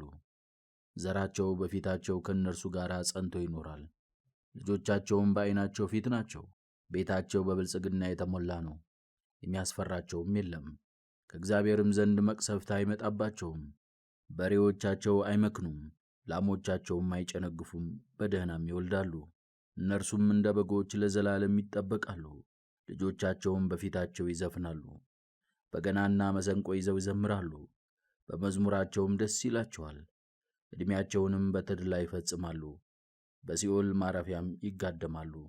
እግዚአብሔርንም እንዲህ ይሉታል፣ ከእኛ ዘንድ ራቅ፣ መንገድህንም እናውቅ ዘንድ አንወድም። እንገዛለትስ ዘንድ እርሱ ምን ይችላል? ወይስ ወደ እርሱ ብንቀርብ ምን ይጠቅመናል? እነሆ በጎነታቸው በእጃቸው ውስጥ አለች፣ የኀጣንን ሥራ አይመለከትም። የኀጣን መብራት ትጠፋለች፣ መቅሰፍትም ትመጣባቸዋለች፣ የበቀል ቁጣም ይይዛቸዋል። በነፋስም ፊት እንደ ገለባ፣ አውሎ ነፋስም እንደሚወስደው ትቢያ ይሆናሉ። ልጆቹ ሀብቱን አያገኙም፣ እግዚአብሔር ብድራቱን ይከፍለዋል። እርሱም ያን ጊዜ ያውቃል። ዐይኖቹ ልጆቹ ሲወጉ ያያሉ፣ እግዚአብሔርም አያድናቸውም። የወደደውን በቤቱ ውስጥ ያደርጋል፣ ወራቶቹም ከቁጥር ድንገት ይጎላሉ። ጥንቱን ዕውቀቱንና ምክርን የሚያስተምር እግዚአብሔር አይደለምን? በነፍሰ ገዳዩስ የሚፈርድ እርሱ አይደለምን? አንድ ሰው በሰላም ተዘሎ ሲቀመጥ በሁሉም ፈጽሞ ደስ ብሎት ሳለ ይሞታል። በውስጡ ስብ ሞልቷል፣ አጥንቶቹም ቅልጥም ፈሷል። ሌላውም ሰው መልካምን ነገር ከቶ ሳይበላ በተመረረች ነፍሱ ይሞታል። ሁሉም በአፈር ውስጥ በአንድ ላይ ይተኛሉ፣ ትሎችም ይሸፍኗቸዋል። እነሆ ደፍራችሁ በእኔ ላይ በጠላትነት እንደተነሳችሁ አውቄአለሁ። እናንተ የአለቃው ቤት የት ነው? ኃጢአተኛውም ያደረበት ድንኳን የት ነው ብላችኋልና። መንገድ ኃላፊዎችን ጠይቋቸው፣ ምልክታቸውንም አታገኙም። ኃጢአታቸውን ክፉ ቀን ትጠብቀዋለች፣ በቁጣ ቀንም ይወስዷታል። መንገዱን በፊቱ የሚናገር ማን ነው?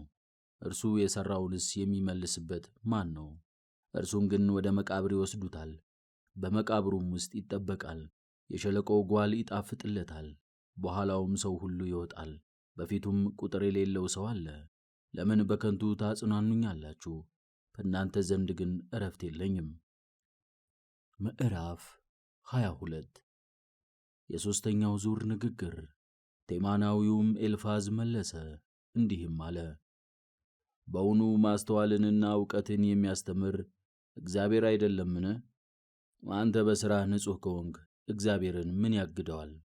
መንገድህንስ ብታቀና ምን ይጠቅመዋል? አንተንስ ተቆጣጥሮ ይዘልፍሃልን? ወደ ፍርድስ ካንተ ጋር ይገባልን? ክፋትህስ የበዛ አይደለምን? ኃጢአትህስ ቁጥር የሌለው አይደለምን? የወንድሞችህን መያዣ በከንቱ ወስደሃል፣ የታረዘውንም ልብሱን ገፍኸዋል። ለተጠማው ውኃ አላጠጣህም፣ የራብተኛውንም ጉርሻ ነጥቀሃል። ምድርን የሚዘራ ሰውም በውስጧ ድንበርን ያኖራል። ፊታቸውን አይተህ ያደነቅካቸው አሉ፣ በምድርም ላይ ድሆችን በአመፅ ጠላህ። መበለቶችን ባዶአቸውን ሰደድሃቸው፣ ድሀ አደጎችንም አስጨንቃቸዋል። ስለዚህ አሽክላ ከቦሃል፣ ከባድ ጦርነትም አናውጦሃል። ብርሃኑም ጨለማ ሆነብህ፣ ተኝተህም ሳለህ ውኃው አሰጠመህ። ልዑል የወደደውን ያደርግ ዘንድ የሚገባው አይደለምን? ትዕቢተኞችንስ አያዋርዳቸውምን? አንተም እንዲህ ብለሃል፣ ኃያል እርሱ ምን ያውቃል? በድቅድቅ ጨለማ ውስጥ ሆኖ ሊፈርድ ይችላልን? የጠቆረ ደመና ጋርዶታል አያይም፣ በሰማይ ክበብ ላይ ይራመዳል። በውኑ ጻድቃን ሰዎች የረገጧትን የድሮይቱን መንገድ ትጠብቃለህን? ጊዜያቸው ሳይደርስ ተነጠቁ፣ መሠረታቸውም እንደ ፈሳሽ ውኃ ፈሰሰ። እግዚአብሔር ምን ያደርገናል? ሁሉን የሚችል አምላክስ ምን ያመጣብናል? ይላሉ። ነገር ግን ቤታቸውን በመልካም ነገር ሞላ። የኃጥአን ምክር ከእርሱ የራቀች ናት። ጻድቃንም አይተው ሳቁ፣ ንጹሐንም በንቀት ይዘባበቱባቸዋል። በእውነት ሀብታቸው ጠፋ፣ የቀረውንም እሳት በላች። አሁንም መታገስ ትችል እንደሆነ ፍሬህም ይበጅ እንደሆነ እስኪ ጽኑ ሁን። ከአፍህም ሕጉን ተቀበል፣ በልብህም ቃሉን አኑር። ብትመለስ በእግዚአብሔርም ፊት ራስህን ብታዋርድ፣ ኃጢአትንም ከልብህ ብታርቅ፣ በዓለቱ ቋጥኝ ላይ ለራስህ መዝገብን ታኖራለህ። የሶፎርም ወርቅ እንደ ጅረት ድንጋይ ይሆንልሃል። ሁሉን የሚችል አምላክም ከጠላቶች ይረዳሃል። ንጽሕናንም በእሳት እንደ ተፈተነ ብር አድርጎ ይመልስልሃል። በዚያን ጊዜ በእግዚአብሔር ፊት ሞገስን ታገኛለህ። ወደ ሰማይም በደስታ ትመለከታለህ። ወደ እርሱም ትጸልያለህ፣ እርሱም ይሰማሃል፣ ስእለትህንም ይሰጥሃል። የጽድቅህንም ብድራት ይሰጥሃል። ብርሃንም በመንገድህ ላይ ይበራል። ራስህን ብታዋርድ ሰውም ኮራብኝ ብትል፣ ራሱን የሚያዋርደውን ሰው ያድነዋል፣ ንጹሕን ሰው ያድነዋል። በእጅህም ንጽሕና ትድናለህ። ምዕራፍ 23 ኢዮብም መለሰ እንዲህም አለ፣ ዛሬም ዘለፋዬ ከእጄ እንደሆነ አወቅሁ። እጁንም በእኔ ላይ አከበደ፣ አስለቀሰኝም። እርሱን ወዴት እንደማገኘው ምን ነው ባወቅሁ። ወደ ነገሩ ፍጻሜ ምን ነው በደረስኩ። የሠራሁት ቢኖር ይነግረኝ ነበር። ስከራከርም አፌ ዝም አይልም ነበር። የሚሰጠኝንም ፈውስ አውቅ ነበር፣ የሚለኝንም አስተውል ነበር። በኃይሉ ብዛት ቢመጣብኝም እንኳ በቁጣው አያስፈራራኝም ነበር። እውነትና ቅንነት ከእርሱ ዘንድ ናቸውና ከፍርዴም ለዘላለም ያሳርፈኝ ነበር። እነሆ ወደፊት እሄዳለሁ፣ እንግዲህም አልኖርም፣ ስለ ፍጻሜውም አላውቅም። ወደሚሠራበትም ወደ ግራ ብሄድ አልመለከተውም። ቀኝ እጁ ይከበኛል፣ ነገር ግን አላየውም። መንገዴን ፈጽሞ አወቀ፣ እንደ ወርቅም ፈተነኝ። እንደ ትእዛዙ እወጣለሁ፣ መንገዱንም ጠብቄአለሁ፣ ፈቀቅም አላልሁም። ከትእዛዙም አላለፍሁም፣ ቃሉን በልቤ ሰውሬአለሁ። ስለ ፍርድ የሚከራከር ማን ነው? እርሱ የወደደውን ያደርጋልና። ስለዚህም እኔ ስለ እርሱ ቸኰልሁ፣ በተገሠጽሁም ጊዜ አሰብሁት። ስለዚህ በፊቱ ደነገጥሁ፣ አስበዋለሁ፣ ከእርሱም የተነሣ እፈራለሁ። እግዚአብሔር ግን ልቤን አቀለጠው፣ ሁሉን የሚችል አምላክም አስጨንቆኛል። ጨለማም እንደሚመጣብኝ ድቅድቁም ጨለማ ፊቴን እንደሚከድን አላወቅኩም። ምዕራፍ 24 እግዚአብሔር ዘመኖችን ለምን ረሳቸው? ኃጥአን የድንበሩን ምልክት አለፉ፣ እረኛውንም ከመንጋዎቹ ጋር ይነጥቃሉ። የድሃ አደጎቹን አህያ ይነዳሉ፣ የመበለቲቱንም በሬ ስለ መያዣ ይወስዳሉ። ደካሞችን ከእውነት መንገድ ያወጣሉ፣ የምድርም የዋሃን ሁሉ በአንድነት ይሸሸጋሉ። እነሆ በምድረ በዳ እንዳሉ እንደ ሜዳ አህዮች ሆኑ፣ ስለ እኔም ሥራቸውን ትተው ይወጣሉ። መብል ከልጅነታቸው ጀምሮ ይጥማቸዋል፣ የራሳቸው ያልሆነውን እርሻ ያለ ሰዓቱ ያጭዳሉ። ኃጥአን ድሆችን በወይናቸው ቦታ ያለ ዋጋና ያለ ቀለብ ያሰሯቸዋል። ብዙዎችን የተራቆቱትንም ያለ ልብስ ያሳድሯቸዋል፣ መጎናጸፊያቸውንም ይገፏቸዋል። በካፊያና ከተራሮች በሚወርድ ጠል ይረጥባሉ። መጠጊያም የላቸውምና ቋጥኙን ተተገኑ። ድሀ አደጉን ልጅ ከጡት ይነጥላሉ፣ ችግረኛውንም ያሰቃያሉ። ችግረኞችን በደሏቸው ጣሏቸውም፣ ከተራቦትም የሚጎርሱትን ነጠቋቸው። በጠባብ ቦታ በአመፅ ይሸምቃሉ፣ የጻድቃንንም መንገድ አያውቁም። ድሆችን ከከተማውና ከገዛ ቤቶቻቸው አባረሯቸው፣ የሕፃናትንም ነፍስ እጅግ አስጮኹ። እግዚአብሔር ግን እነዚህን ለምን አልገሠጻቸውም? በምድር ላይ ሳሉ አላስተዋሉም፣ የቅንነት መንገድንም አላዩም፣ በአደባባይዋም አልሄዱም። ሥራቸውንም አውቆ ለጨለማ ዳረጋቸው፣ በሌሊትም እንደ ሌባ ናቸው።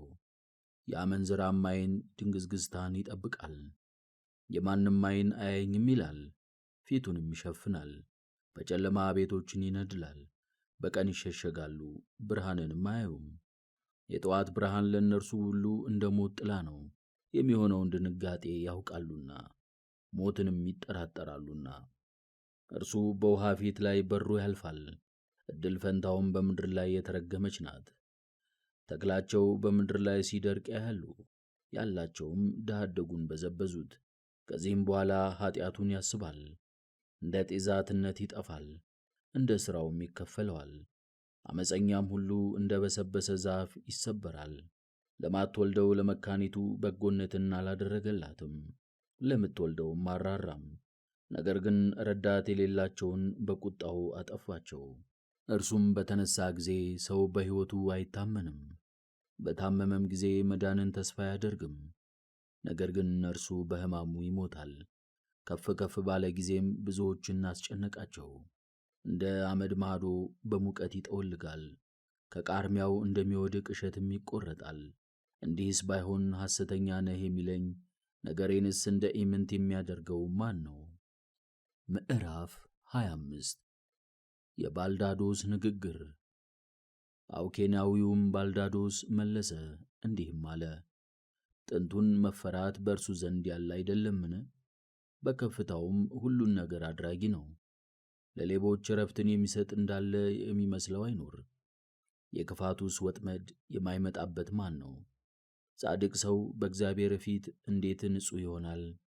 ከሴትስ የተወለደ ራሱን ንጹሕ ማድረግ እንዴት ይችላል? እነሆ ጨረቃ እንኳን ይሰወራል፣ አያበራምም፣ ከዋክብትም በፊቱ ንጹሐን አይደሉም። ይልቁንስ ፈራሽ የሆነ ሰው ትልም የሆነ የሰው ልጅ ምንኛ ያንስ። ምዕራፍ 26 የኢዮብ መልስ። ኢዮብም መለሰ እንዲህም አለ፣ ማንን ትደግፋለህ? ማንንስ ልትረዳ ትወዳለህ? ጥንቱን ኃይሉ ብዙ ክንዱም ጽኑ የሆነ እርሱ አይደለምን? ለማንስ ታማክራለህ? ጥበብ ሁሉ ለእርሱ አይደለምን? ማንንስ ትከተላለህ? ታላቅ ኃይል ያለው እርሱ አይደለምን? ነገርን ለማን ትናገራለህ? የማንስ መንፈስ ካንተ ዘንድ ይወጣል? ኃያላን ከውኆች በታች በውኆችም ውስጥ ከሚኖሩ ይወለዳሉን? ሲኦል በፊቱ ራቁቱን ነው፣ ሞትንም ከእርሱ የሚጋርደው የለም። ሰማይን በባዶ ስፍራ ላይ ይዘረጋል፣ ምድሪቱንም አንዳች አልባ ያንጠለጥላል። ውሃውን በደመና ውስጥ ይቋጥራል፣ ደመናውም ከታች አይቀደድም። የዙፋኑን ፊት ይከድናል፣ ደመናውንም ይዘረጋበታል። ብርሃን ከጨለማ እስከሚለይባት ዳርቻ ድረስ የውሃውን ፊት በተወሰነ ትእዛዙ ከበበው። የሰማይ አዕማድ ይንቀጠቀጣሉ፣ ከተግሣጹም የተነሣ ይደነግጣሉ። በኃይሉ ባሕርን ጸጥ ያደርጋል፣ በማስተዋሉም አንበሪውን ይገለብጠዋል። የሲኦል በረኞች ለእርሱ አደሉ፣ በትእዛዙም ዓመፀኛውን እባብ ገደለው። እነሆ ይህ የመንገዱ ክፍል ነው፣ የቀሩትንም ነገሮቹን እንሰማለን። በሚያደርግበትስ ጊዜ የነጎድጓዱን ኃይል የሚያውቅ ማን ነው? ምዕራፍ 27 ኢዮብም ምሳሌውን ይመስል ዘንድ ደገመ እንዲህም አለ፣ እንደዚህ የፈረደብኝ ሕያው እግዚአብሔርን፣ ነፍሴንም መራራ ያደረገ ሁሉን የሚችል ሕያው አምላክን፣ እስትንፋሴ በእኔ ውስጥ ገና ሳለች የሚያናግረኝም የእግዚአብሔር መንፈስ በአፍንጫዬ ውስጥ ገና ሳለ አንደበቴም ዓመፅን አይናገርም፣ ነፍሴም የዓመፅ ሐሳብን አትማርም። እናንተን ማጽደቅ ከእኔ ዘንድ ይራቅ፣ እስከ ሞትም ድረስ ፍጹምነቴን ከኔ አላርቅምና። ጽድቅን እየሠራሁ አልጠፋም፣ ያደረግኩት ክፉ ነገር አይታወቀኝምና። ጠላቶች እንደ ኃጢአተኞች ውድቀት፣ በእኔ ላይም የሚነሱ እንደ በደለኞች ጥፋት ይሁኑ። ኃጢአተኛ ድህነትን ተስፋ ያደርግ ዘንድ ለምን ደጅ ይጠናል? በእግዚአብሔርስ የማያምን ይድናልን? እንጃ። በውኑ መከራ በመጣበትስ ጊዜ ጸሎቱን ይሰማዋልን? በእርሱ ዘንድስ ባለሟልነትን ያገኛልን? እግዚአብሔርንስ በጠራ ጊዜ ይመልስለታልን? እኔ ግን በእግዚአብሔር እጅ ምን እንዳለ አስተምራችኋለሁ። ሁሉም በሚችል አምላክ ዘንድ ያለውንም አልዋሽም። እነሆ ሁላችሁም በክፉዎች ላይ ክፋት እንደምትመጣባቸው ታውቃላችሁ። ይህች ከእግዚአብሔር ዘንድ የኃጢአተኞች ዕድል ፈንታ ናት። ግፈኞችም ሁሉን ከሚችል አምላክ ዘንድ የሚቀበሏት ሀብት ናት። ልጆቹ ቢበዙ ለጥፋት ይሆናሉ፣ ቢያድጉም ለማኞች ይሆናሉ። ለእርሱም የቀሩት ፈጽመው ይሞታሉ፣ ለመበለቶቻቸውም የሚያዝንላቸው የለም። እርሱ ብርን እንደ አፈር ቢበሰብስ፣ ወርቅንም እንደ ጭቃ ቢያዘጋጅ፣ ይህን ሁሉ ጻድቃን ይወስዱታል፣ ሀብቱንም ቅኖች ይከፋፈሉታል። ቤቱ እንደ ሸረሪት ድር፣ ቅንቅንም እንደሚበላው ይሆናል። ባለጠጋ ይተኛል፣ የሚያነቃውም የለም። ዓይኖቹን ይከፍታል፣ ይደነቃልም። ስቃይ እንደ ጎርፍ ታገኘዋለች፣ በሌሊትም አውሎ ነፋስ ትነጥቀዋለች። የሚያቃጥል ነፋስ ያነሰዋል፣ እርሱም ያልፋል፣ ከቦታውም ይጠርገዋል። በእርሱም ላይ የማያውቀው ይመጣበታል፣ አይራራለትም፣ ከእጁም ፈጥኖ መሸሽ ይወዳል። በእርሱም እጁን ያጨበጭብበታል፣ ከስፍራውም በፉጨት ጎትቶ ያወጣዋል። ምዕራፍ 28 በእውነቱ ብር የሚወጣበት ቦታ አለ፣ ወርቅም የሚነጠርበት ስፍራ አለ። ብረትም ከመሬት ውስጥ ይወጣል፣ መዳብም እንደ ድንጋይ ይፈለጣል። ለጨለማ ወሰንን ያደርጋል፣ እርሱ ሁሉን ይመረምራል። የጨለማንና የሞት ጥላ ድንጋይንም ይመረምራል። በአፈር ምክንያት እንደሚከፈል ወንዝ የጽድቅን መንገድ የረሱ በኃጢአታቸው ይደክማሉ። ከሰዎችም መካከል ይለያሉ። እንጀራ ከምድር ውስጥ ይወጣል፣ በእሳትም እንደሚሆን ታችኛውን ይገለብጣል። ድንጋይዋ እንደ ሰንፔር፣ ወርቅም እንደ አፈር የሆነ መሬት አለች። መንገዷን ወፍ አያውቀውም፣ የንስርም ዓይን አላየውም። የትዕቢተኞች ልጆች አልረገጧትም፣ ደቦል አንበሳም በውስጧ አላለፈባትም። ሰው ወደ ቡላድ ድንጋይ እጁን ይዘረጋል፣ ተራራዎችንም ከመሠረታቸው ይገለብጧቸዋል። ከድንጋይ ውስጥ መንዶልዶያ ይወቅራል። ዓይኔም የከበረውን ነገር ሁሉ ታያለች። የፈሳሹንም ጥልቀት ይገልጣል፣ ኃይሉንም በብርሃን ይገልጣል። ነገር ግን ጥበብ ወዴት ትገኛለች? የጥበብስ ሀገሯ ወዴት ነው? ሟች ሰው መንገዷን አያውቀውም፣ በሰዎችም ዘንድ አትገኝም። ቀላይ በእኔ ውስጥ የለችም ትላለች፣ ባሕርም በእኔ ዘንድ የለችም ይላል። ስለ እርሷም ማንም ምዝምዝ ወርቅ አይሰጥም፣ ብርም በእርሷ ለውጥ አይመዝንም።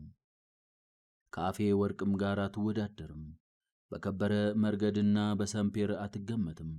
ወርቅና ብርጭቆ አይወዳደሯትም፣ የወርቅም ጥሬ ዕቃ የእርሷ ለውጥ አይሆንም። ዛጎልና አልማዝ አይታሰቡም።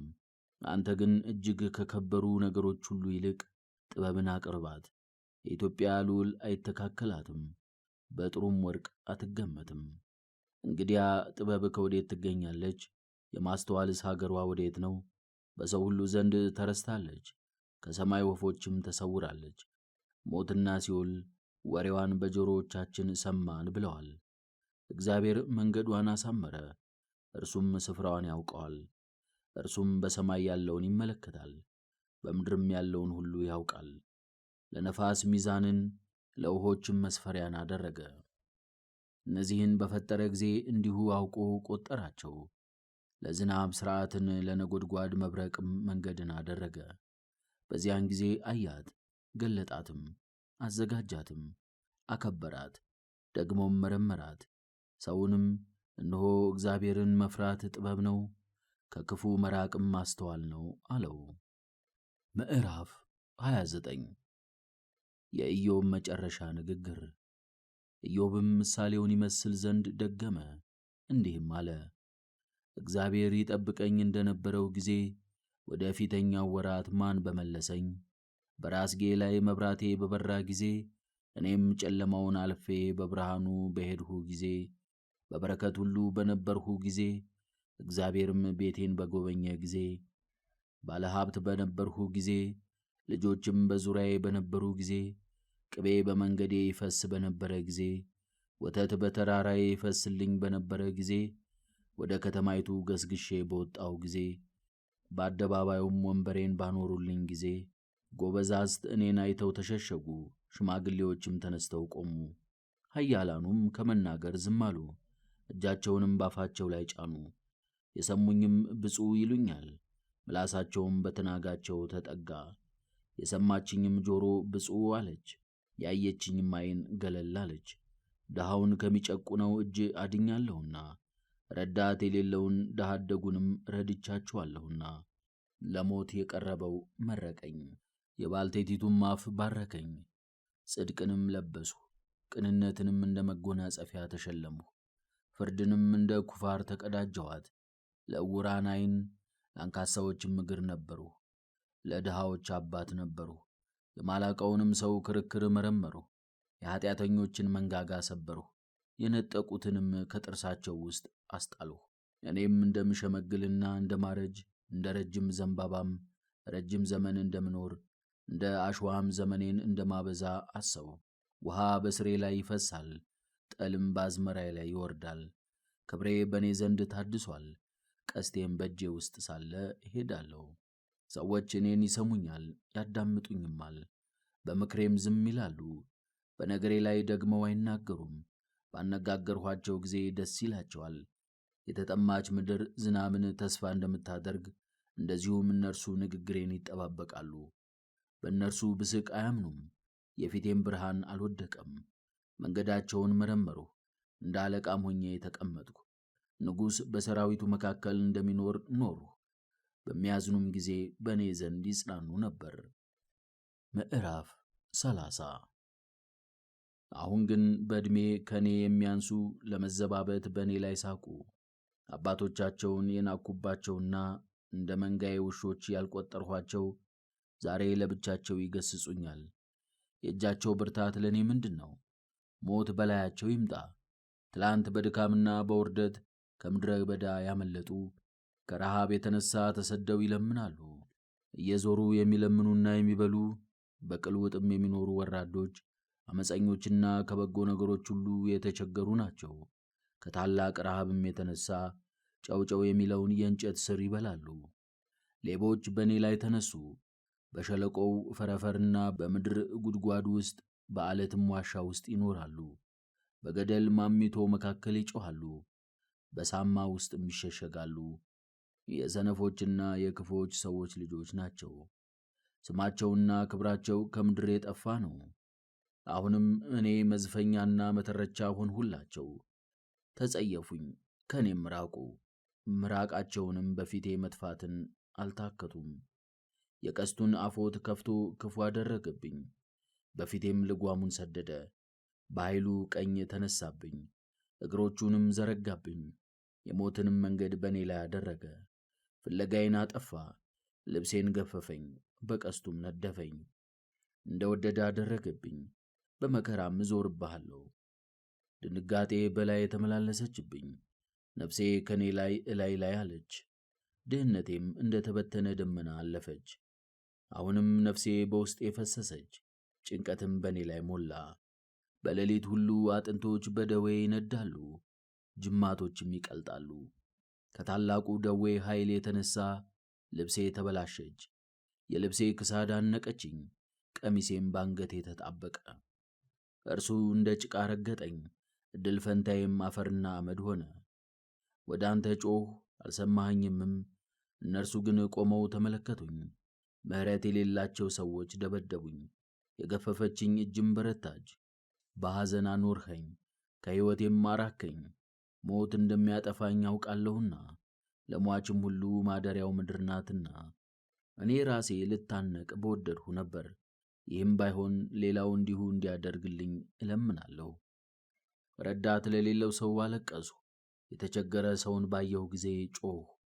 ነገር ግን በጎ ነገርን በተጠባበቅኳት ጊዜ እነሆ ክፉ ቀኖች መጡብኝ።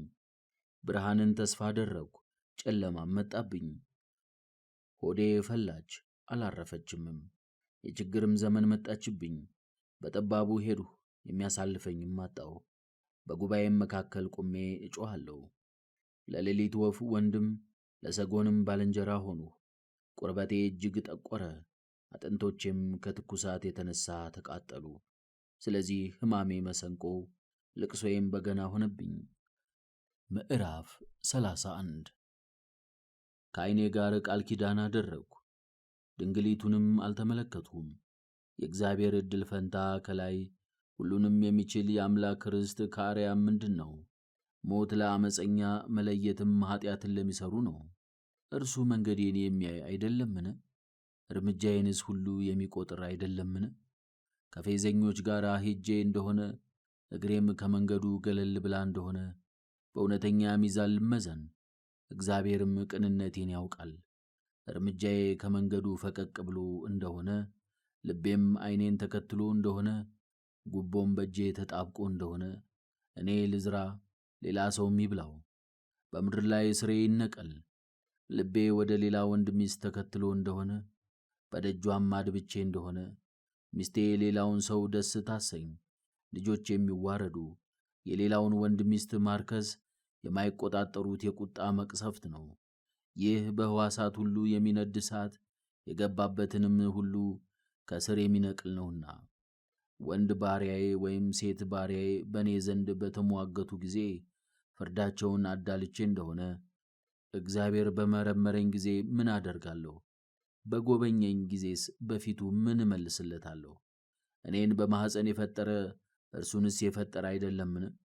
በማኅፀንስ ውስጥ የሠራን አንድ አይደለንም? ድሆች የሚሹትን እንዳያገኙ አድርጌ እንደሆነ የመበለቲቱንም ዓይን አጨልሜ እንደሆነ እንጀራዬን ለብቻዬ በልቼ እንደሆነ ለድሃ አደጉም ደግሞ ከእርሱ አላካፈልሁ እንደሆነ እርሱን ከታናሽነቱ ጀምሮ እንደ አባቱ ከኔው ጋር አሳድጌው ነበር። ከእናቱም ማኅፀን ከተወለደ ጀምሮ አሳደግሁት። ራቁቱን የሆነ ሰው በብርድ ሲሞት አይቼ አላለበስኩት እንደሆነ ድሆች አልመረቁኝ እንደሆነ በበጎቼም ጠጉር ትከሻቸው አልሞቀ እንደሆነ ብዙ ረዳት እንዳለኝ ተማምኜ በድሃ አደጉ ላይ እጄን አንስቼ እንደሆነ ትከሻዬ ከመሠረቷ ትውደቅ፣ ክንዴም ከመገናኛዋ ትሰበር። የእግዚአብሔር ግርማ አስደንግጦኛልና በእርሱም ከመያዝ በምክንያት ማምለጥ አልቻልሁም። ወርቄን በመሬት ውስጥ ቀብሬ እንደሆነ ዋጋው ብዙ በሆነ ዕንቁ ታምኜም እንደሆነ ሀብቴ በበዛ ጊዜ ደስ ብሎኝ እንደሆነ ስፍር ቁጥር በሌለውም መዝገብ ላይ እጄን ጨምሬ እንደሆነ የሚያበራ ፀሐይ እንደሚጠፋ ጨረቃም እንደምትጨልም አላይምን? በራሳቸው ለመኖር ኃይል የላቸውምና ልቤ በስውር ተታሎ እንደሆነ በአፌም ላይ እጄን አኑሬ ስሜ እንደሆነ በልዑል እግዚአብሔር ፊት በዋሸሁ ነበርና ይህ ደግሞ ትልቅ በደል ይሁንብኝ። በጠላቴ ውድቀት ደስ ብሎኝ እንደሆነ በልቤም እሰይ ብዬ እንደሆነ ጆሮዬ መርገሜን ትስማ፣ በወገኔም መካከል ክፉ ስም ይውጣልኝ። ቤተሰቦቼ እኔ ስራራላቸው ሥጋውን እንበላ ዘንድ ማን በሰጠን ብለው እንደሆነ መጻተኛው ግን በሜዳ አያድርም ነበር። ደጄንም ለመጣው ሁሉ ከፍት ነበር። ታላቅ በደልም በድዬ እንደሆነ ኀጢአቴንም ሰውሬ እንደሆነ ከብዙ ሕዝብ የተነሣ በፊታቸው ለመናገር አፍሬ እንደሆነ ድሃውም ከደጄ ባዶውን ወጥቶ እንደሆነ የሚያዳምጠኝን ማን በሰጠኝ? የእግዚአብሔርንም እጅ አልፈራሁ እንደሆነ የሚያስፈርድብኝ የክስ ጽሑፍ ምን ነው በኖረኝ። በትከሻዬ ላይ ይሸከመው ነበር፣ አክሊልም አድርጌ በራሴ አስረው ነበር። በብዙዎችም መካከል አነበው ነበር። ከባለ ዕዳዬ የምቀበለው ሳይኖር ቀድጄው መልሳለሁ። እርሻዬ በእኔ ላይ ጮኻ እንደሆነ ትልሞቿም በአንድ ላይ አልቅሰው እንደሆነ ፍሬዋን ለብቻዬ ያለ ዋጋ በልቼ እንደሆነ ባለመሬቱንም አባርሬ ነፍሱን አሳዝኜ እንደሆነ በስንዴ ፋንታ እንክርዳድ በገብስም ፋንታ ኩርንችት ይብቀልብኝ። ኢዮብም ነገሩን ፈጸመ። ምዕራፍ 32 ኢዮብም በፊታቸው ራሱን ጻድቅ አድርጎ ነበርና እነዚያ 3 ወንዶች ለኢዮብ ለመመለስ ዝም አሉ። ከአውስጢድ አገር ከአራም ወገን የሆነ የቡዛዊው የባርክኤል ልጅ ኤልዮስ ተቆጣ፣ በእግዚአብሔርም ፊት ራሱን ጻድቅ አድርጎ ነበርና ኢዮብን ተቆጣው። ደግሞም እንደ ኃጢአተኛ ያደረጉት እንጂ ለኢዮብ የሚገባ መልስ መመለስ ስላልቻሉ በሦስቱ ባልንጀሮቹ ላይ ተቆጣ። ኤልዮስ ግን ከእርሱ ይልቅ ሽማግሌዎች ነበሩና ለኢዮብ መልስ ለመስጠት ጠብቆ ነበር። ኤልዮስም በእነዚህ በሦስቱ ሰዎች አፍ መልስ እንደሌለ ባየ ጊዜ በቁጣው ተቆጣቸው። የቡዛዊው የባርክኤል ልጅ ኤልዮስም መለሰ እንዲህም አለ፣ እኔ በዕድሜ ታናሽ ነኝ፣ እናንተ ግን ሽማግሌዎች ናችሁ። ስለዚህም ዕውቀቴን እገልጥላችሁ ዘንድ ፈርቼ ዝም አልሁ። እንደዚህም አልሁ፣ የሚናገሩ ዓመታት አይደሉም። በዓመታት ብዛት ሰዎች ጥበብን አያውቋትም። ነገር ግን በሟች ሰው ውስጥ መንፈስ አለ፣ ሁሉን የሚችል የእግዚአብሔር መንፈስም ያስተምራል። በዕድሜ ያረጁ ጠቢባን አይደሉም፣ ሽማግሌዎችም ፍርድን አያስተውሉም። ነገር ግን ስሙኝ፣ እኔ ደግሞ የማውቀውን እገልጥላችኋለሁ። እነሆ ንግግሬን አድምጡኝ፣ የምትናገሩትን ነገር እስክትመረምሩ ድረስ እየሰማችሁ ትነግራችኋለሁ። እንዲሁም ልብ አድርጉ። እነሆም ከእናንተ መካከል ኢዮብን የገሠጸ ወይም ለተናገረው ቃልን የመለሰ የለም። እናንተም ከእግዚአብሔር ጥበብን አግኝተናል አብዝተናልም እንዳትሉ ተጠንቀቁ። እናንተ ግን እንዲህ ያለ ንግግር እንዲናገር ለሰው መብት ሰጣችሁት። እናንተ ፈራችሁ፣ ዳግመኛም አልመለሳችሁም፣ ከአፋችሁም ቁም ነገር ጠፋ። እኔ በትዕግሥት ጠበቅሁ እንጂ አልተናገርሁም። እናንተ ዝም ብላችሁ ቆማችሁ አልመለሳችሁምና። ኤልዮስም መለሰ እንዲህም አለ፣ ደግሜ እናገራለሁ። እኔ ቃል ተሞልቻለሁና በውስጤም ያለ መንፈስ አስጨንቆኛልና። በተሃ ጠጅ እንደ ተሞላና ሊቀደድ እንደ ቀረበ አቁማዳ ወይም እንደ አንጥረኛ ወናፍ እንሆ አንጀቴ ሆነ። ጥቂት እንድተነፍስ እናገራለሁ፣ ከንፈሬንም ገልጬ መልሳለሁ። ከሰው የተነሣ አላፍርምና ከሟች ሰውም የተነሣ አላፈገፍግምና ለሰው ፊት ማድላትን አላውቅም። ከሰውም የተነሣ የማፍረው ካለ ትሎች ይብሉኝ። ምዕራፍ 33 ኤልዮስ ኢዮብን እንደ ገሠጸው። ነገር ግን ኢዮብ ሆይ ቃሌን ስማ፣ ነገሬንም አድምጥ። እነሆ አፌን ከፍቻለሁ፣ አንደበቴም ይናገራል፣ ልቤም ንጹሕ ነገርን ያስባል፣ የከንፈሮችም ማስተዋል ንጹሕ ነገርን ይመረምራል። የእግዚአብሔር መንፈስ ፈጠረኝ፣ ሁሉንም የሚችል የአምላክ እስትንፋስ ያስተምረኛል።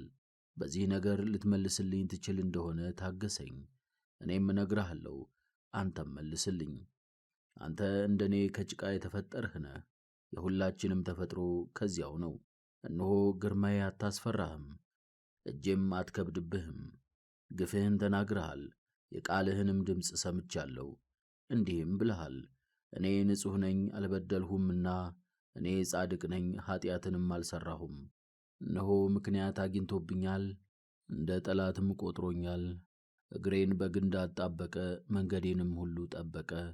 እነሆ እኔ ጻድቅ ነኝ ቃሌንም አይሰማኝም እንዴት ትላለህ? ከሟች ሰው በላይ ያለ እርሱ ዘላለማዊ ነውና። አንተ ቃሌን ሁሉ ለምን አይሰማኝም ትላለህ?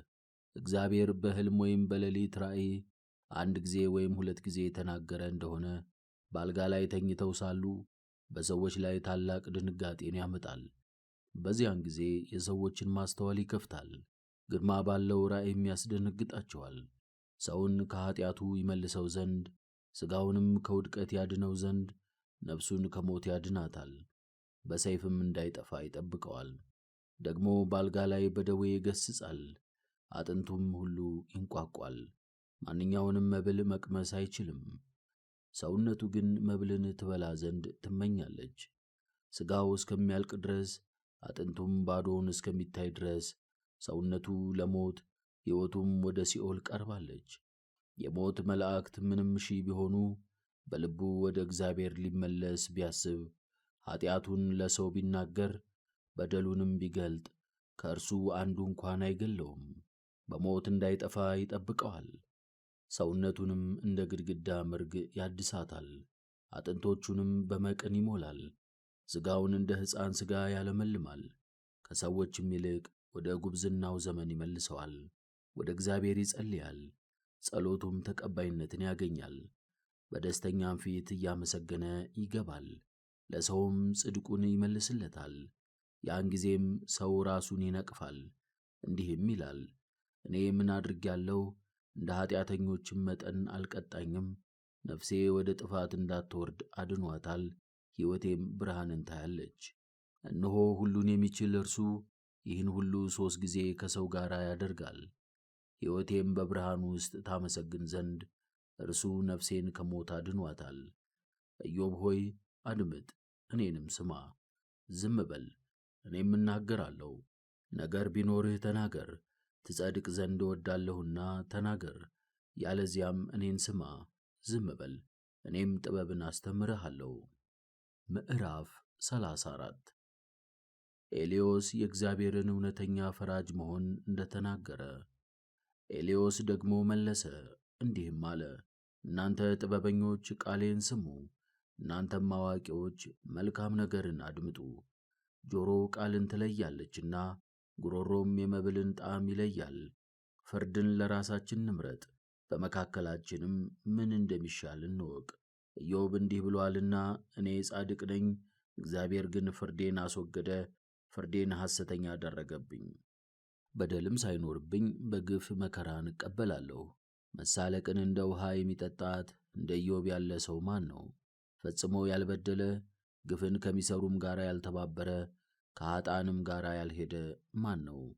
ሰው ከእግዚአብሔር ጉብኝት ሲኖረው እግዚአብሔር አይጎበኘውም አትበል። ስለዚህ እናንተ አእምሮ ያላችሁ ሰዎች ስሙኝ፣ በእግዚአብሔርም ዘንድ ትበድሉ ዘንድ አትውደዱ። ሁሉን በሚችል አምላክ ፊትም ጻድቁን አታውኩት። ለሰው ሁሉ እንደ ሥራው ይመለስለታል፣ ሰውንም እንደ መንገዱ ያገኘዋል። በእውነት እግዚአብሔርን ግፍ እንደሚሠራ ታደርገዋለህን? ወይስ ምድርን የፈጠረ ሁሉን የሚችል አምላክ ፍርድን ያጣምማልን? ከሰማይ በታች ያለውን ዓለም በውስጡም ያሉትን ነገሮች ሁሉ የፈጠረ ማን ነው?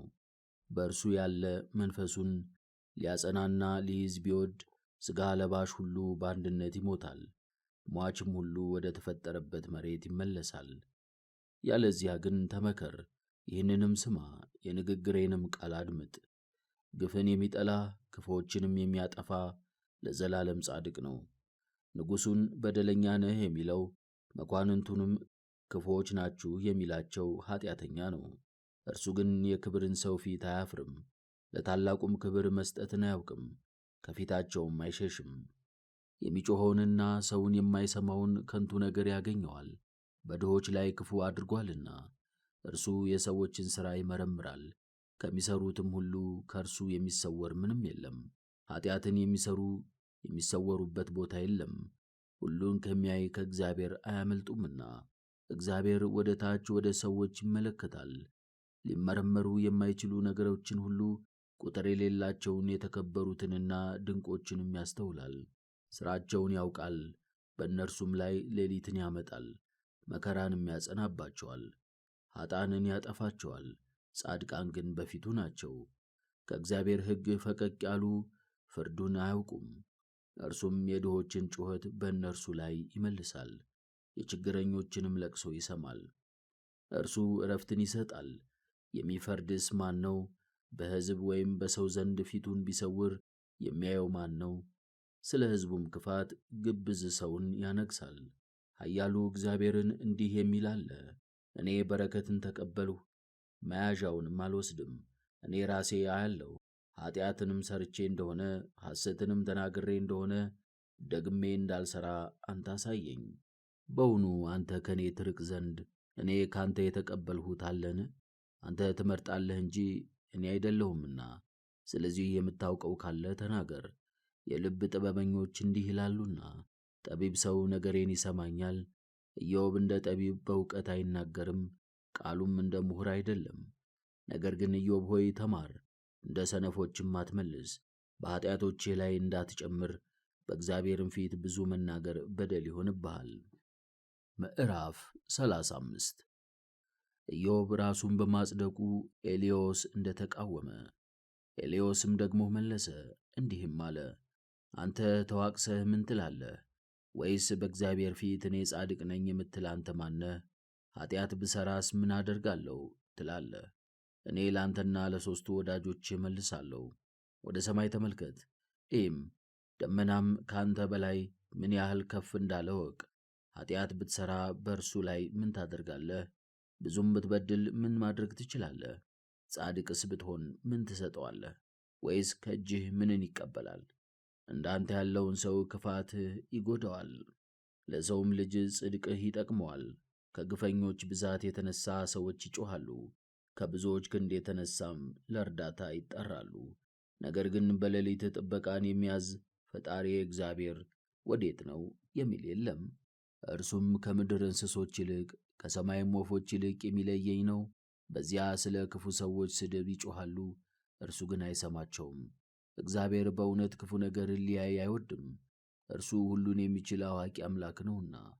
ክፉ የሚሠሩትን አይሰማቸውም፣ እኔንም ያድነኛል። አንተ አሁን የሚቻል እንደመሆኑ መጠን ልታመሰግነው ትችል እንደሆነ እስኪ በፊቱ ተዋቀስ።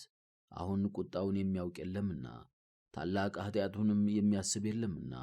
ኢዮብ ግን አፉን በከንቱ ይከፍታል፣ ያለ ዕውቀትም ቃሉን ያበዛል። ምዕራፍ 36 የኤልዮስ መጨረሻ ንግግር። ኤልዮስም ደግሞ መለሰ እንዲህም አለ፣ ገና የምናገረው ነገር አለኝና ጥቂት ታገሰኝ። እኔም አስተምርሃለሁ፣ ዕውቀቴን ከሩቅ አመጣለሁ፣ ሥራዬንም እውነት ነው እላለሁ። ቃሌ ሐሰት ያይደለ እውነት ነው። አንተም የዓመፅ ቃላትን አትሰማም። በጥበብ ብርቱና ኃያል የሆነ እግዚአብሔር የዋሁን ሰው እንደማይጥለው እወቅ። እርሱ የበደለኞቹን ሕይወት አያድንም፣ ለችግረኞች ግን ፍርዱን ይሰጣል። ዓይኑን ከጻድቃን ላይ አያርቅም፣ ለዘላለም ከነገሥታት ጋር በዙፋን ላይ ያስቀምጣቸዋል፣ በድል አድራጊነትም ያኖራቸዋል። እነርሱም ከፍ ከፍ ይላሉ፣ በሰንሰለት እጃቸውን የታሰሩ በችግር ገመድ ይያዛሉ። ሥራቸውንና መተላለፋቸውን ይነግሯቸዋል፣ ብዙ ነውና፣ ጻድቃንን ግን ይሰሟቸዋል፣ ከኀጢአትም ይመለሱ ዘንድ ያዟቸዋል። ቢሰሙና ቢያገለግሉትም ዕድሜያቸውን በመልካም ዘመናቸውንም በተድላ ይፈጽማሉ። ኀጣንን ግን አያድናቸውም፣ እግዚአብሔርን ያዩ ዘንድ አይወዱምና ሲገሥጻቸውም አይሰሙምና። ግብዞች ግን በልባቸው ቁጣን ያዘጋጃሉ፣ እርሱም ባሰራቸው ጊዜ አይጮኹም። ስለዚህ በሕፃንነታቸው ሳሉ ሰውነታቸው ትጠፋለች፣ ሕይወታቸውንም መላእክት ያጠፏታል። የተቸገረውንና ረዳት የሌለውን አስጨንቀዋልና የየዋሃንንም ፍርድ ለውጠዋልና። አንተን ግን ከጠላትህ አፍ አድኖሃል፣ በበታችህም ጥልቅ ባሕር ፈሳሽ ምንጭም አለ። ማዕድህም በስብ ተሞልቶ ትወርዳለች። ፍርድን ለጻድቃን አያዘገይምና ይበድሉ ዘንድ በተቀበሉት መማለጃ ኃጢአት ምክንያት ቁጣ በኀጣን ላይ ትመጣለች። በጭንቀት ካሉ ከችግረኞች ልመና የተነሣ አእምሮህ በፈቃድ አያስትህ። በእነርሱ ፋንታ ወገኖች እንዲገቡ ኃያላን ሰዎችን ሁሉ በሌሊት አታስወጣ። መልካምን አድርግ እንጂ ክፉን እንዳትሠራ ተጠንቀቅ፣ ስለዚህም ከችግር ትድናለህ። እነሆ ኃያሉ እግዚአብሔር በኃይሉ ያጸናል። እንደ እርሱስ ያለ ኃያል ማን ነው? ሥራውንስ የሚመረምር ማን ነው? ወይስ ክፉ ሠርተሃል የሚለው ማን ነው? ሰዎች ሊሠሩት ከሞከሩት በላይ ሥራው ታላቅ እንደሆነ አስብ። ሰው ሁሉ ራሱ ኀጣን ሙታን እንደሆኑ ያስባል። እነሆ ኃያሉ እግዚአብሔር ታላቅ ነው፣ እኛም አናውቀውም። የዘመኑም ቁጥር አይመረመርም። የዝናቡም ነጠብጣቦች በእርሱ ይቈጠራሉ። ዝናብም ከደመና ይንጠባጠባል፣ የጥንቱ ይበቅላል፣ ደመናም በሟች ላይ ይጋረዳል። ስፍር ቁጥር የሌለው ዝናብ ይዘንባል። አንድ ሰው የደመናውን መዘርጋት ወይም የማደሪያውን ልክ ቢያውቅ ኖሮ እነሆ በዙሪያው ብርሃኑን ይዘረጋል፣ የባሕሩንም ጥልቀት ይከድነዋል። በእነዚህ በአሕዛብ ላይ ይፈርዳል፣ ለኃይለኛውም ምግቡን ይሰጠዋል፣ በእጁ ብርሃንን ይሰውራል። አደጋ የሚጣልበትንም አዘዘ። ስለ እርሱም ወዳጅ በዓመፃው ያገኛቸውን ይናገራል። ምዕራፍ 37 ስለዚህም ልቤ ደነገጠችብኝ፣ ከስፍራዋም ተንቀሳቀሰች። የእግዚአብሔርን የቁጣውን ድምፅ ስማ፣ ከአፉም የሚወጣውን ጉርምርምታ አድምጥ። እርሱን ወደ ሰማያት ሁሉ ታች ብርሃኑንም ወደ ምድር ዳርቻ ይሰዳል። በስተኋላው ድምፅ ይጮኻል፣ በግርማውም ድምፅ ያንጎዳጉዳል። ድምፁም በተሰማ ጊዜ ሰዎች እንዲጠፉ አያደርግም። ኃያሉ እግዚአብሔር በድምፁ ድንቅ አድርጎ ያንጎዳጉዳል። ለእንስሳት በየጊዜው ምግባቸውን ያዘጋጃል፣ የሚተኙበትንም ጊዜ ያውቃሉ። በዚህ ሁሉ ልብህ አይደንግጥብህ፣ ሥጋህም ልብህም ከግዙፉ አይለወጥብህ። እርሱም እኛ የማናውቀውን ታላቅ ነገር ያደርጋል። በረዶውንና ውሽንፍሩን ብርቱውንም ዝናብ በምድር ላይ እንዲወርድ ያዛል። ሰው ሁሉ ደካማነቱን ያውቅ ዘንድ የሰውን ሁሉ እጅ ያትማል። አውሬዎቹም ወደ ጫካው ይገባሉ፣ በዋሾቻቸውም ያርፋሉ። ከተሰወረ ማደሪያውም ችግር፣ ከተራሮች ጫፍም ብርድ ይመጣል። ከኃያሉ እግዚአብሔር እስትንፋስ ውርጭ ይመጣል። ውሃውንም እንደወደደ ይመራዋል። የተመረጡትን በደመና ይሰውራል፣ ብርሃኑም ደመናውን ይበትናል። እርሱም ሰው በሚኖርበት ዓለም ላይ ያዘዘውን ሁሉ ያደርግ ዘንድ ፈቃዱ ወደ መራችው ይዞራል። ይኸውም ለተግሣጽ ወይም ለምድሩ ወይም በምሕረት ለሚያገኘው እንዲሆን ነው። ኢዮብ ሆይ ይህንን ስማ፣ ቁም፣ በእግዚአብሔርም ኃይል ተገሠጽ። እግዚአብሔር ሥራውን እንዳከናወነ ከጨለማም ለይቶ ብርሃንን እንደፈጠረ እናውቃለን። የደመናትን ክፍሎች አስፈሪ የሆነውንም የኀጢአተኞችን አወዳደቅ ያውቃል። የአዜብ ነፋስ በተኰሰ ጊዜ የአንተ ልብ የሞቀ ነው። እንግዲህ በምድር ላይ ጸጥ በል፣ እንደ ቀለጠ መስታወት ብርቱ የሆኑትን ሰማያት ከእርሱ ጋር ልትዘረጋ ትችላለህን? ስለዚህ ንገረኝ፣ ምን እንለዋለን? እንግዲህ ዝም እንበል፣ ብዙ አንናገር። ሰው በእኔ ዘንድ ሲቆም ዝም እል ዘንድ መጽሐፍ ወይም ጸሐፊ አለኝን? ብርሃን በእርሱ ዘንድ በደመና ውስጥ ሆኖ ከሩቅ በሰማያት ያበራል። ከሰሜን ወደ ወርቅ የሚያበራ ደመና ይወጣል። በዚህም ሁሉን የሚችል የእግዚአብሔር ታላቅ ክብርና ምስጋና አለ። በኃይል ከእርሱ ጋር እኩል የሚሆን እውነትንም የሚፈርድ ሌላ አናገኝም። እርሱ እንደማይሰማ ታስባለህን? ስለዚህ ሰዎች ይፈሩታል፣ በልባቸውም ጠቢባን የሆኑ ሁሉ ይፈሩታል። ምዕራፍ 38 እግዚአብሔር ለኢዮብ እንደመለሰለት። ኤልዮስ ንግግሩን ካቆመ በኋላ እግዚአብሔር በደመናና በአውሎ ነፋስ ውስጥ ሆኖ ኢዮብን ጠየቀው፣ እንዲህም አለው፣ ከእኔ ምክርን የሚሸሽግ በልቡም ነገርን የሚደብቅ ማን ነው? ከእኔ ይሰወረዋልን? እንግዲህ እንደ ሰው ወገብህን ታጠቅ፣ እጠይቅሃለሁ፣ አንተም መልስልኝ። ምድርን በመሠረትኩ ጊዜ አንተ ወዴት ነበርህ? ታስተውል እንደሆነ ንገረኝ። ብታውቅ መስፈሪያዋን የወሰነ በላይዋስ የመለኪያ ገመድን የዘረጋ ማን ነው? መሠረቶቿ በምን ላይ ተተክለው ነበር? የማዕዘኗንስ ድንጋይ ያቆመ ማን ነው? ከዋክብት በተፈጠሩ ጊዜ መላእክቴ ሁሉ በታላቅ ድምፅ አመሰገኑኝ። ከእናቷ ማዕፀን በወጣች ጊዜ ባሕርን በመዝጊያዎች ዘጋኋት። ደመናውን ልብስ አደረግኩላት፣ በጭጋግም ጠቀለልኳት፣ ድንበርም አደረግኩላት። መወርወሪያዎችንና መዝጊያዎችንም አኖርሁ። እስከዚህ ድረስ ድረሺ፣ ከወሰንሽም አትለፊ፣ ነገር ግን ማዕበልሽ በመካከልሽ ይገደባል አልኋት። የንጋት ወገግታ ባንተ ተፈጥሮአልን? የአጥቢያ ኮከብስ ትእዛዙን ባንተ አውቋልን?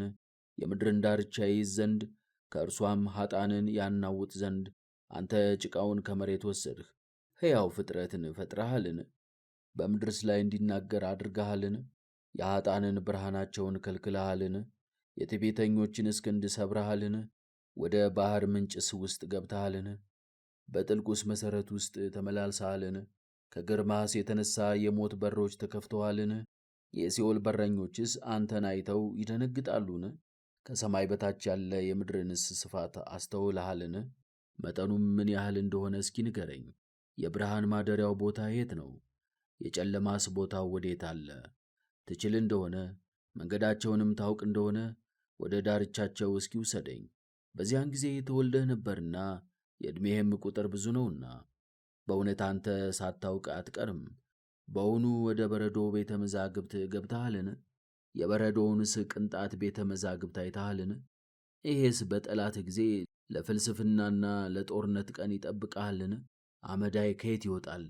ከሰማይ በታች ያለ የአዜብ ነፋስስ እንዴት ይበተናል?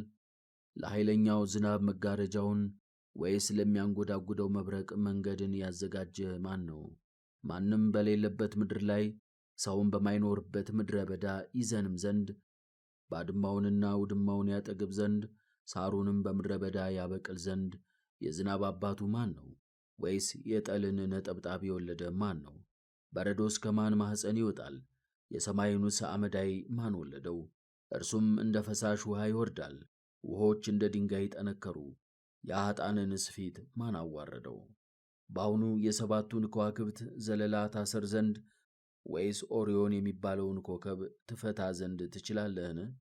ወይስ ማዛሮት የሚባሉትን ከዋክብት በጊዜያቸው ታወጣ ዘንድ ወይስ የምሽቱን ኮከብ ከልጆቹ ጋር ትመራ ዘንድ ትችላለህን? የሰማይን ሥርዓት ከሰማይ በታችስ የሚሆነውን ታውቃለህን? ደመናውን በቃልህ ትጠራዋለህን? ብዙ ውሃስ እየተንቀጠቀጠ ይመስልሃልን? መብረቁን ትልከዋለህን? እርሱስ ይሄድልሃል? ደስታስ ምንድነው ይልሃልን? ለሴቶች የፈትልን ጥበብና የተለያዩ የጥልፍ ሥራዎችን ዕውቀት ማን ሰጠ? የሰማይን ደመና በጥበቡ ሊቆጥር የሚችል ማን ነው? ሰማይንም ወደ ምድር ያዘነበለ ማን ነው? እንደ ትቢያ በምድር ተዘርግቷል፣ እንደ ዓለት ድንጋይም አጣበቁት። ለአንበሳይቱ አደን ታድናለህን? የእባቦችንስ ነፍስ ታጠግባለህን? በውሾቻቸው ውስጥ ተጋድመው በጫካም ውስጥ አድብተው ይቀመጣሉና። ልጆቹ ወደ እግዚአብሔር ሲጮኹ የሚበሉትም ፈልገው ሲቅበዘበዙ ለቁራ መብልን የሚሰጠው ማን ነው? ምዕራፍ 39 ዋልያ የምትወልድበትን ጊዜ ታውቀዋለህን? የምታምጥበትንስ ጊዜ ትመለከታለህን? እርሷ የምትወልድበትንስ ሙሉ ወራት ትቆጥራለህን? ከምጥስ ትገላግላታለህን? ልጆቻቸውንስ ያለ ፍርሃት አሳድገሃልን? መከራቸውንስ አስወግደሃልን? ልጆቻቸው ያመልጣሉ፣ ይበዛሉ፣ ይዋለዳሉም፣ ይወጣሉ፣ ወደ እነርሱም አይመለሱም። የሜዳውንስ አህያ ነጻነት ማን አወጣው? ከእስራቱስ ማን ፈታው? በረሃውን ለእርሱ ቤት መኖሪያውንም በጨው ምድር አድርጌ ሰጠሁት። በከተማው ሕዝብ ውካታ ይበዛበታል፣ የሚያስፈራውንም ጩኸት አይሰማም። ተራራውን እንደ መሰማሪያው ይመለከተዋል፣ ለምለሙንም ሁሉ ይፈልጋል። ጎሽ ያገለግልህ ዘንድ ይፍቀድልን?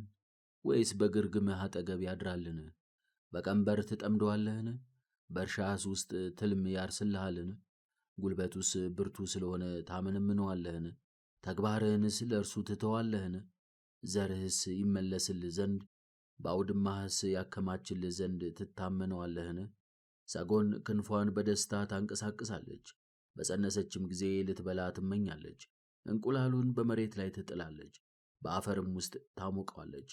እግር ይሰብረው ዘንድ የምድረ በዳም አውሬ ይረግጠው ዘንድ ትረሳለች።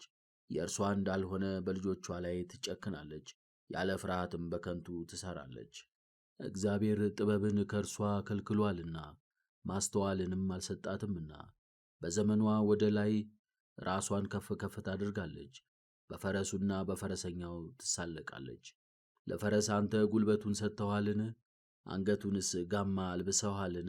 በፍጹም የጦር መሣሪያ አስጊጠዋልን? እምብያውንስ በብርታት የከበረ አድርገኸዋልን? በኮቴው በሸለቆው ውስጥ ይጎደፍራል፣ በጉልበቱም ወደ ሜዳ ይወጣል። በሚገናኘው ፍላጻ ላይ ይስቃል፣ ከሰይፍም ፊት አይመለስም። ቀስትና ጦር በእርሱ ላይ ይበረታሉ፣ በቁጣውም መሬትን ያጠፋል።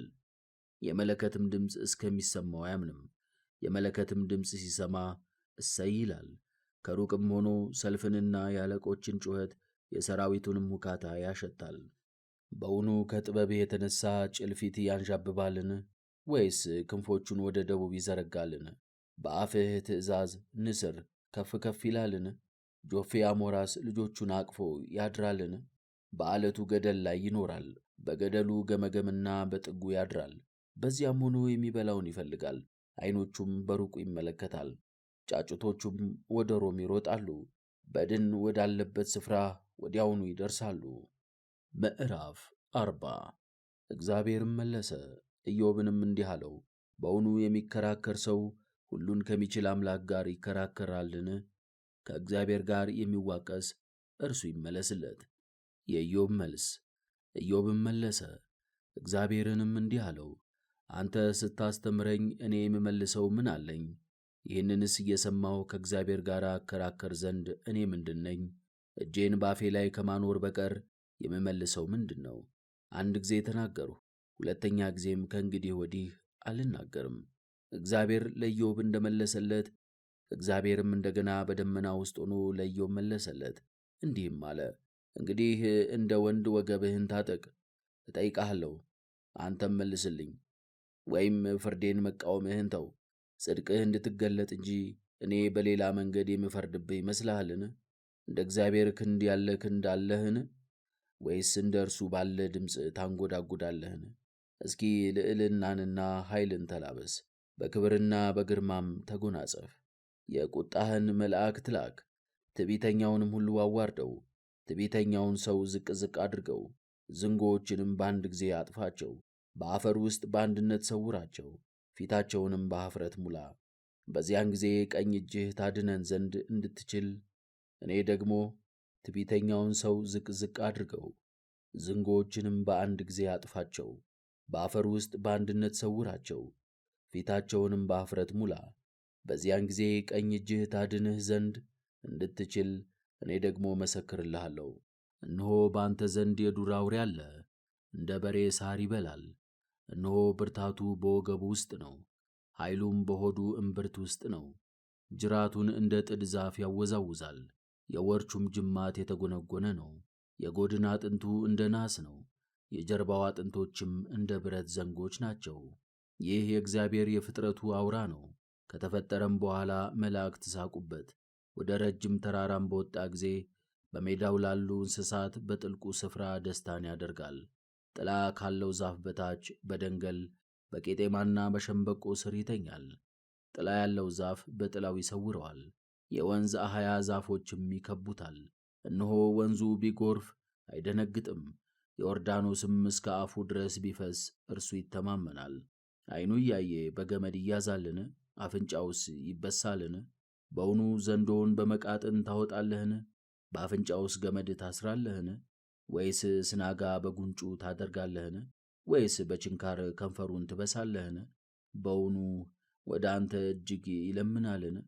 በጣፈጠ ቃልስ ይናገርሃልን? በውኑ ከአንተ ጋር ቃል ኪዳን ይገባልን? ወይስ ለዘላለም ባሪያ ይሆን ዘንድ ትወስደዋለህን? ከወፍ ጋር እንደምትጫወት ከእርሱ ጋር ትጫወታለህን? ወይስ እንደ ልጆች መጫወቻ ወፍ ታስረዋለህን? አሕዛብ ይመገቡታልን? ወይስ የፊንቄ ሰዎች ይካፈሉታልን? ጀልባዎች ሁሉ ቢበሰብሱ የጅራቱን ቁርበት ሊሸከሙት አይችሉም። አጥማጆችም ራሱን በመረብ መያዝ አይችሉም። እጅህን በላዩ ጫን፣ በአፉ የሚያደርገውን ጦርነት አስብ። እንግዲህም ወዲህ አትድገም። አላየህምን? ስለ እርሱስ የተባለውን አላደነክምን? ምዕራፍ 41 አትፈራምን? ለእኔ አዘጋጅተሃልና። የሚቃወመኝስ ማን ነው? የሚከራከረኝና በሕይወት የሚኖርስ ማን ነው? ከሰማይ በታች ያለውም ሁሉ የእኔ ነው። ስለ እርሱ ዝም አልልም። የኃይል ቃልም እንደ እርሱ ያለውን ይቅር ይለዋል። የፊቱን መጋረጃ ማን ይገልጣል? ወደ ደረቱ መጋጠሚያ ውስጥስ ማን ይገባል? የፊቱንስ ደጆች የሚከፍት ማን ነው? በጥርሶቹም ዙሪያ ግርማ አለ።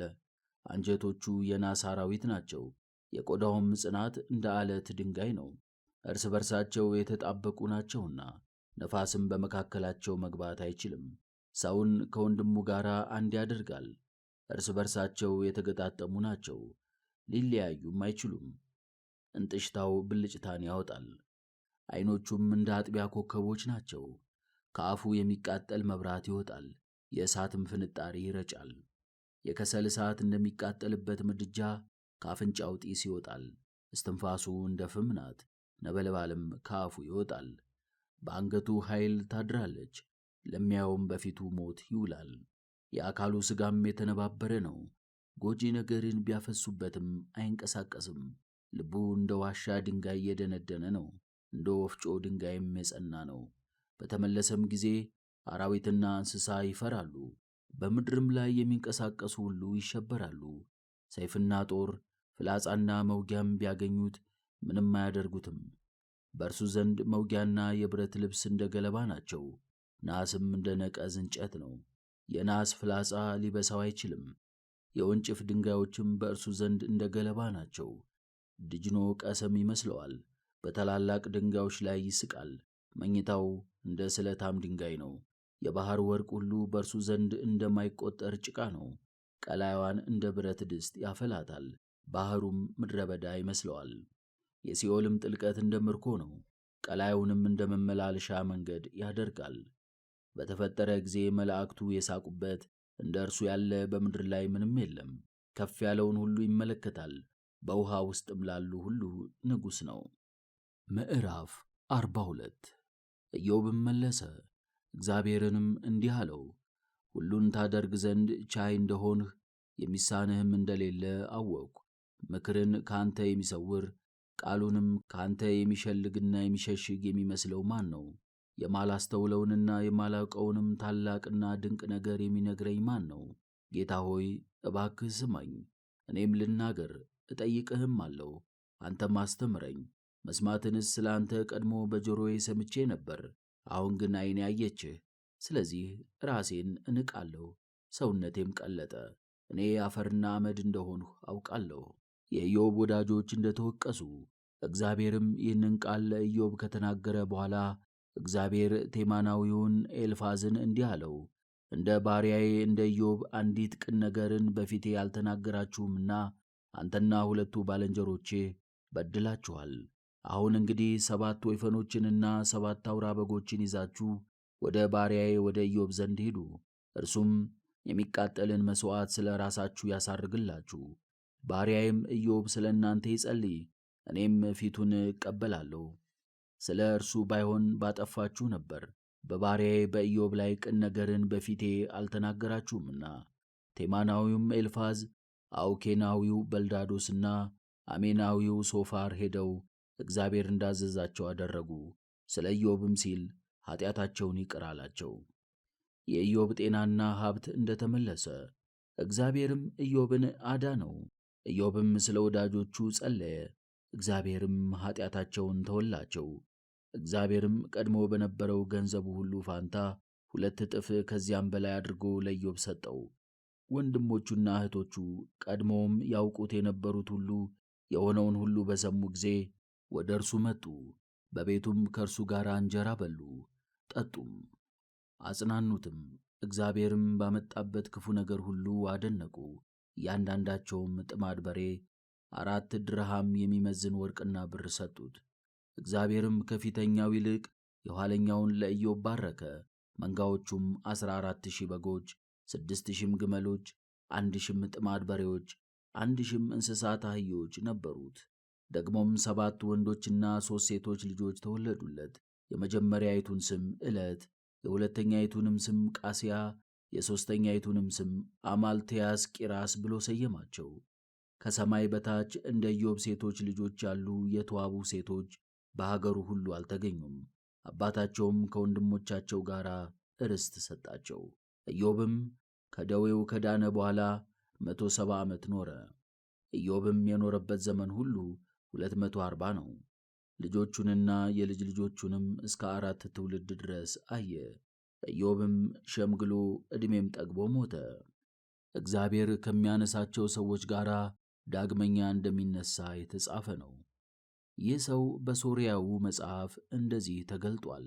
የኖረበትም ሀገሩ በኤዶምያስና በአረብ አውራጃ ያለ አውስጢድ ነው። ስሙም ቀድሞ ኢዮባብ ነበረ። አረባዊት ሴትንም አገባ። ስሙ ሄኖን የሚባል ልጅንም ወለደችለት። እርሱም የኤሳው የልጅ ልጅ የዛራ ልጅ ነው።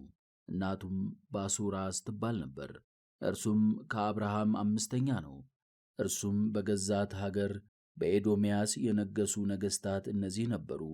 አስቀድሞ የነገሰ የቢዖር ልጅ ባላቅ ነው። የከተማዋም ስም ዲናባ ነበር። ከባላቅም በኋላ ስሙ ኢዮብ ይባል የነበረው ኢዮባብ ነገሰ። ከእርሱም በኋላ በቴማን ሀገር የነገሰ አሶም ነበር። ከእርሱም በኋላ በሞዓብ ምድረ በዳ የምድያምን ሰዎች የገደላቸው የብራድ ልጅ አዳድ ነበር። የከተማውም ስም ጌትም ነበር። ወደ እርሱ የመጡ ወዳጆቹም አንዱ ከኤሳው ልጆች የተወለደ በቴማኖን የነገሰው ኤልፋዝ፣ በአውኪኒዮን የተሾመው በልዳዶስና የአሜኒዮን ንጉሥ ሶፋር ነበሩ።